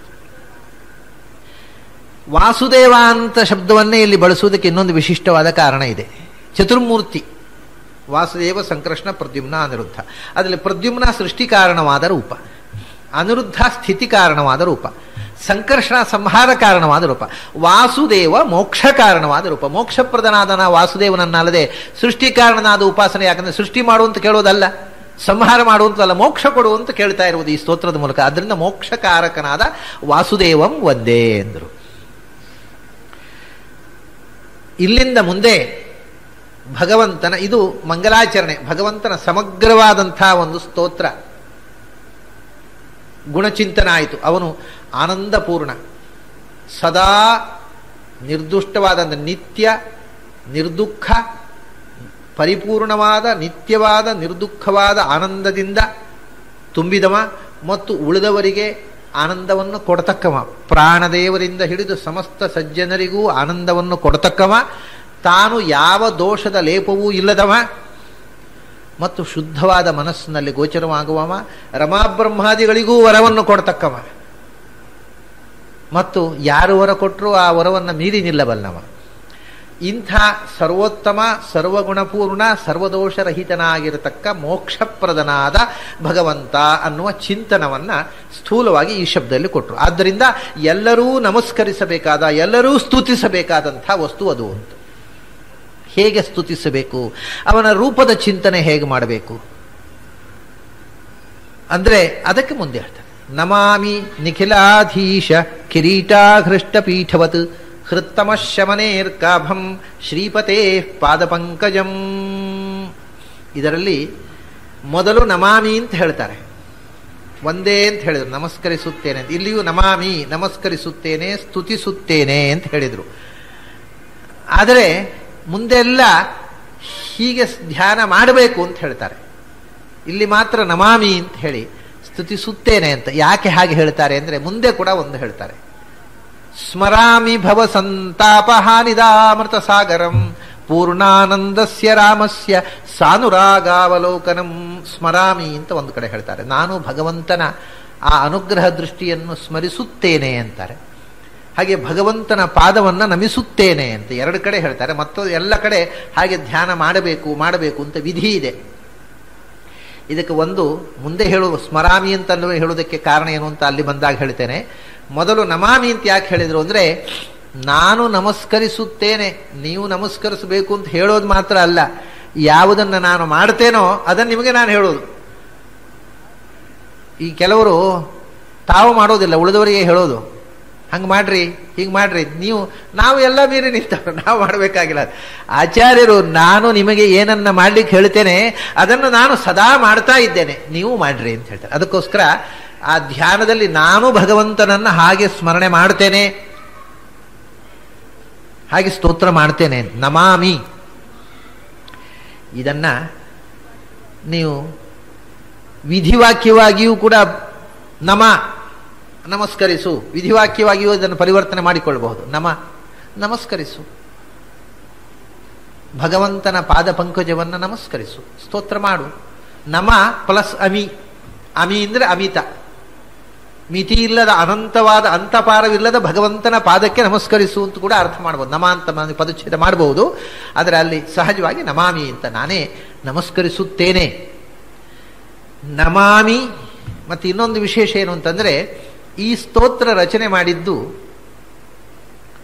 ಆಚಾರ್ಯರು ಶಿಷ್ಯರ ಜೊತೆಗೆ ಒಂದು ಕ್ಷೇತ್ರದಿಂದ ಇನ್ನೊಂದು ಕ್ಷೇತ್ರಕ್ಕೆ ಯಾತ್ರೆಗೆ ಹೋದಾಗ, ಆಗ ಅವರು ತಾನೂ ಭಗವಂತನನ್ನು ಗುಣಗಾನ ಮಾಡ್ತಾ ಶಿಷ್ಯರಿಂದ ಮಾಡಿಸ್ತಾ ಹೋದ್ರಿಂದ ತಾನು ಮಾಡ್ತೇನೆ, ನೀವು ಮಾಡ್ರಿ ಅಂತ, ಹಾಗೆ ಆ ಎರಡೂ ಸೇರಿಕೊಂಡೇ ಈ ಸ್ತೋತ್ರ ರಚನೆ ಆಗಿದೆ. ನಮಾಮಿ, ಭಗವಂತನ ಪಾದದ ಸ್ತೋತ್ರ ಮಾಡ್ತೇನೆ ಮತ್ತು ಪಾದಕ್ಕೆ ನಮಸ್ಕರಿಸುತ್ತೇನೆ. ಎಂಥ ಪಾದ ಅದು! ನಿಖಿಲಾಧೀಶ ಕಿರೀಟಾಘೃಷ್ಟ ಪೀಠವತ್. ನಿಖಿಲ ಅಧೀಶರು, ನಿಖಿಲ ಅಧೀಶರು ಅಂದ್ರೆ ನಿಖಿಲಕ್ಕೂ ಅಧೀಶರು, ಇಡೀ ವಿಶ್ವಕ್ಕೆ ಅಧೀಶರಾಗಿರತಕ್ಕಂಥ ಹಿಂದೆ ಹೇಳಿದ ಬ್ರಹ್ಮಾದಿ ದೇವತೆಗಳು ಮತ್ತು ನಿಖಿಲರಾದ ಅಧೀಶರು, ಎಲ್ಲ ಅಧೀಶರು, ಅಧಿಕವಾದಂಥ ಸ್ವಾಮ್ಯ ಅಂದ್ರೆ ದೇವತೆಗಳಿಗೂ ಅಧೀಶರಾಗಿ ಬ್ರಹ್ಮರುದ್ರಾದಿಗಳು, ಅವರಿಗೂ ಅಧೀಶರಾಗಿ ಲಕ್ಷ್ಮಿ, ಇವರು ಎಲ್ಲ ಬಂದರು. ಜಗತ್ತಿನಲ್ಲಿ ಯಾರ್ಯಾರು ಅಧೀಶರು, ನಿಯಾಮಕ ಶಕ್ತಿಗಳು ಅಂತಿವೆ, ಅವರೆಲ್ಲರ ಕಿರೀಟ ದಿಂದ ಆಘೃಷ್ಟ ಪೀಠವತ್, ಯಾರ ಕಾಲಮಣೆಗೆ ಇಡೀ ಜಗತ್ತಿನ ಸಮಸ್ತ ದೇವಾಧಿದೇವತೆಗಳ ತಲೆಯ ಕಿರೀಟ ಘಟ್ಟಿಸುತ್ತದೋ ಅಂಥ ಪಾದಪೀಠದ ಮೇಲೆ ಇರುವ ಕಾಲವಂಥದ್ದು. ನಿಖಿಲ ಅಧೀಶ ಕಿರೀಟ, ಜಗತ್ತನ್ನು ನಿಯಂತ್ರಿಸುವ ಎಲ್ಲ ದೇವತಾ ಶಕ್ತಿಗಳ ಕಿರೀಟವೂ ಯಾರ ಪಾದಪೀಠಕ್ಕೆ ಘರ್ಷಣೆಗೊಳ್ಳುತ್ತೋ ಆ ಪಾದಪೀಠದ ಮೇಲೆ ತಮ್ಮ ತಲೆಯನ್ನು ಜಪ್ಪುತ್ತಾರೆ ಅವರು, ಭಗವಂತನ ಪಾದದ ಧೂಳಿಯ ಸ್ಪರ್ಶವಾಗಲಿ ಅಂತ. ಅಂಥ ಪಾದಪೀಠದಲ್ಲಿ ಇರುವ ಶ್ರೀಪತೇ ಪಾದಪಂಕಜಂ, ಲಕ್ಷ್ಮೀಪತಿಯ ತಾವರೆಯಂಥ ನಸೆಗಾಲು. ಅದು ಎಂಥದು ಅಂದರೆ, ಆ ಪಾದಪಂಕಜ ಎಲ್ಲಿದೆ ಅದು ನಮ್ಮ ಹೃದಯದ ಒಳಗೆ ಇರಬೇಕು, ಅದು ಎಲ್ಲೆಲ್ಲೋ ಇರೋದಲ್ಲ. ಹೃದಯದ ಒಳಗೆ ಧ್ಯಾನ ಮಾಡುವಾಗ ನಮ್ಮ ಹೃದಯದಲ್ಲಿ ಆ ಪಾದ ಪಂಕಜ ಕಾಣಬೇಕು. ನಮ್ಮ ಹೃದಯ ಪಂಕಜದಲ್ಲಿ ಹೃತ್ಕಮಲ ಮಧ್ಯ ನಿವಾಸಿ ಆ ಪಾದ ಪಂಕಜ ಕಾಣಬೇಕು. ಆಗ ಏನಾಗತ್ತೆ? ಹೃತ್ತಮ ಶಮನೇರ್ಕಾಭಂ.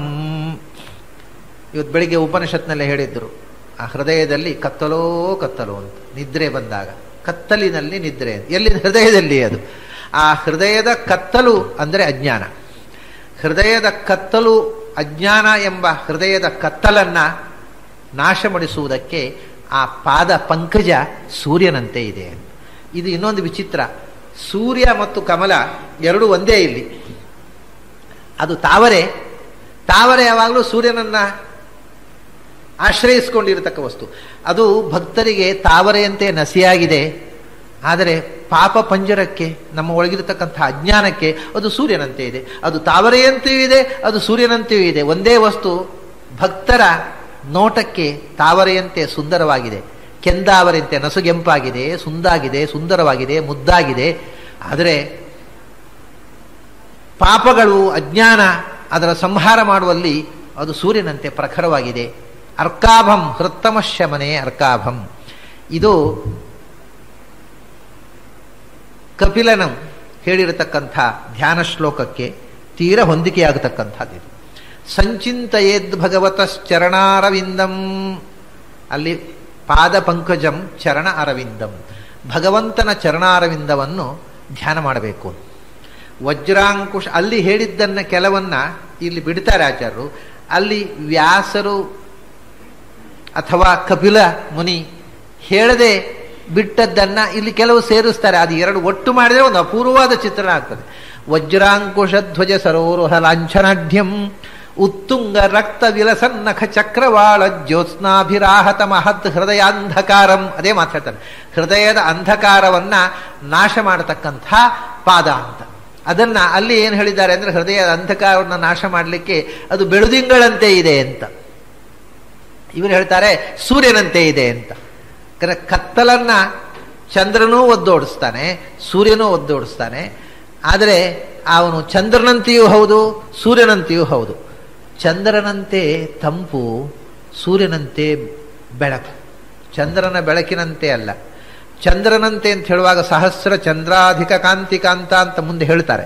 ಸಾವಿರಾರು ಚಂದ್ರರು ಉದಿಸಿದಂಥ ಅಲ್ಲಿ ಚಂದ್ರನ ಬೆಳುದಿಂಗಳಿನ ಆ ಒಂದು ತಣುಪು, ಸೂರ್ಯನ ಬಿಸಿಲಿನ ಸ್ಪಷ್ಟತೆ, ಇದು ಎರಡೂ ಭಗವಂತನ ಬೆಳಕಿನಲ್ಲಿದೆ. ಆದ್ದರಿಂದ ಅದು ಚಂದ್ರನಾಗೂ ಹೌದು, ಅದು ಸೂರ್ಯನಾಗೂ ಹೌದು. ಅದು ತಂಪಾಗಿರುವುದರಿಂದ ಚಂದ್ರನಂತೆ, ಸ್ಪಷ್ಟತೆಯಲ್ಲಿ ಸೂರ್ಯನಂತೆ. ಆದರೆ ಸೂರ್ಯನ ಹಾಗೆ ಸುಡುವುದಿಲ್ಲ. ನಮಗೆ ಒಳಗೆ ಭಗವಂತನನ್ನು ನಾವು ಧ್ಯಾನದಲ್ಲಿ ಕಂಡಾಗ ಸೂರ್ಯನಿಗಿಂತ ಹೆಚ್ಚು ಬೆಳಕಿದೆ, ಆದರೆ ಸುಡೋದಿಲ್ಲ, ಮೈ ಸುಟ್ಟು ಹೋಗೋದಿಲ್ಲ. ಅದು ಒಳಗಿನಿಂದ ಆನಂದವಾದ ತಂಪು ಇರುತ್ತದೆ. ಆದ್ದರಿಂದ ಅವನು ಚಂದ್ರನಂತೆ ತಂಪು, ಸೂರ್ಯನಂತೆ ಸ್ಪಷ್ಟ ಆ ಬೆಳಕು. ಅದು ಸೂರ್ಯನಂತೆಯೂ ಹೌದು, ಚಂದ್ರನಂತೆಯೂ ಹೌದು. ಆ ತಂಪಿನ ಮುಖವನ್ನು ನೋಡಿಕೊಂಡು ಅಂಧಕಾರವನ್ನು ಕಳೆಯುವ ಪಾದಪಂಕಜ ಅಂದರು. ಅದನ್ನೇ ಹೃತ್ತಮ ಶಮನೆ ಅರ್ಕಾಭಂ. ಹೃದಯದ ತಮಸ್ಸನ್ನು, ಕತ್ತಲನ್ನ, ಕೊಳೆಯನ್ನ, ದುಃಖವನ್ನ, ಎಲ್ಲವೂ ತಮಸ್ಸೆ ಪರಿಹಾರ ಮಾಡುವುದಕ್ಕೆ ಸೂರ್ಯನಂತೆ ಇರತಕ್ಕ ಅಜ್ಞಾನದ ವಿರುದ್ಧ ಇದು ಜ್ಞಾನ ಸೂರ್ಯ ಈ ಭಗವಂತನ ಪಾದ. ಅಂಥ ಭಗವಂತನ ಪಾದ ಪಂಕಜವನ್ನ ನಮಾಮಿ. ಮೊದಲು ನಾನು ನಮಸ್ಕರಿಸುತ್ತೇನೆ, ಆಮೇಲೆ ನಿನಗೂ ನಮ ಅಂತ ಹೇಳ್ತೇನೆ ಅಂತಾರೆ. ನಮ ಅಮಿ. ಅಮಿ ಅಂದರೆ ಬಂಗಾಲದ ಅಮಿ ಅಲ್ಲ. ಅಮಿ ಅಂದರೆ ಅಮಿತವಾದ, ಮಿತಿ ಇಲ್ಲದ, ಅನಂತ. ಅದು ಪಾದ ಪಂಕಜ ನಮ್ಮ ಹೃದಯದಲ್ಲಿ ಕಾಣ್ತಾ ಇದೆ. ಆದರೆ ನಮ್ಮ ಹೃದಯದ ಒಳಗೆ ಕಾಣುವ ಆ ಪಾದ ಪಂಕಜ ಇಡೀ ವಿಶ್ವವನ್ನು ತುಂಬಿದೆ. ತದ್ ವಿಷ್ಣೋ ಪರಮಂ ಪದಂ ಸದಾ ಪಶ್ಯಂತಿ ಸೂರಯ ದಿವೀವ ಚಕ್ಷುರಾತತಂ. ಆಕಾಶದಲ್ಲೆಲ್ಲ ವ್ಯಾಪಿಸಿದೆ. ಇಡೀ ಆಕಾಶದಲ್ಲಿ ವಿಷ್ಣುವಿನ ಪದ ಅಂದರೆ ಸ್ವರೂಪವೂ ಹೌದು, ಪಾದವೂ ಹೌದು. ಪಾದವೇ ಸ್ವರೂಪ, ಸ್ವರೂಪವೇ ಪಾದ. ಹೀಗೆ ಇಡೀ ಜಗತ್ತಿನಲ್ಲಿ ಅಮಿತವಾಗಿ ವ್ಯಾಪಿಸಿರತಕ್ಕಂತಹ ಭಗವಂತನ ಆ ಪಾದವನ್ನ ನೀನು ನೀನು ನಮಸ್ಕರಿಸು, ನಾನು ನಮಾಮಿ, ನಾನು ನಮಸ್ಕರಿಸುತ್ತೇನೆ, ಧ್ಯಾನ ಮಾಡ್ತೇನೆ ಅಂತ. ಹೀಗೆ ಭಗವಂತನ ಚಿಂತನದ ಒಂದು ಮೆಟ್ಟಲನ್ನ ನಾವು ಇವತ್ತು ನೋಡಿದೆವು. ಅಲ್ಲಿಂದ ಮುಂದೆ ಇನ್ನು 10 ಶ್ಲೋಕಗಳಿದೆ. ಅದರಲ್ಲಿ ಆ ಮುಂದಿನ ಶ್ಲೋಕಗಳಲ್ಲಿ ಯಾವ ರೀತಿ ಭಗವಂತನ ರೂಪಚಿಂತನವನ್ನು ಮಾಡಬೇಕು ಅಂತ ಆಚಾರ್ಯರು ನಿರ್ದೇಶನ ಮಾಡ್ತಾರೆ ಅನ್ನೋದನ್ನು ನಾಳೆ ದಿವಸ ಸೇರಿದಾಗ ನೋಡೋಣ. ಅಲ್ಲಿ ತನಕ ನಿಮಗೆಲ್ಲ ಅಭಿನಂದನೆಗಳು ಮತ್ತು ನಮಸ್ಕಾರ.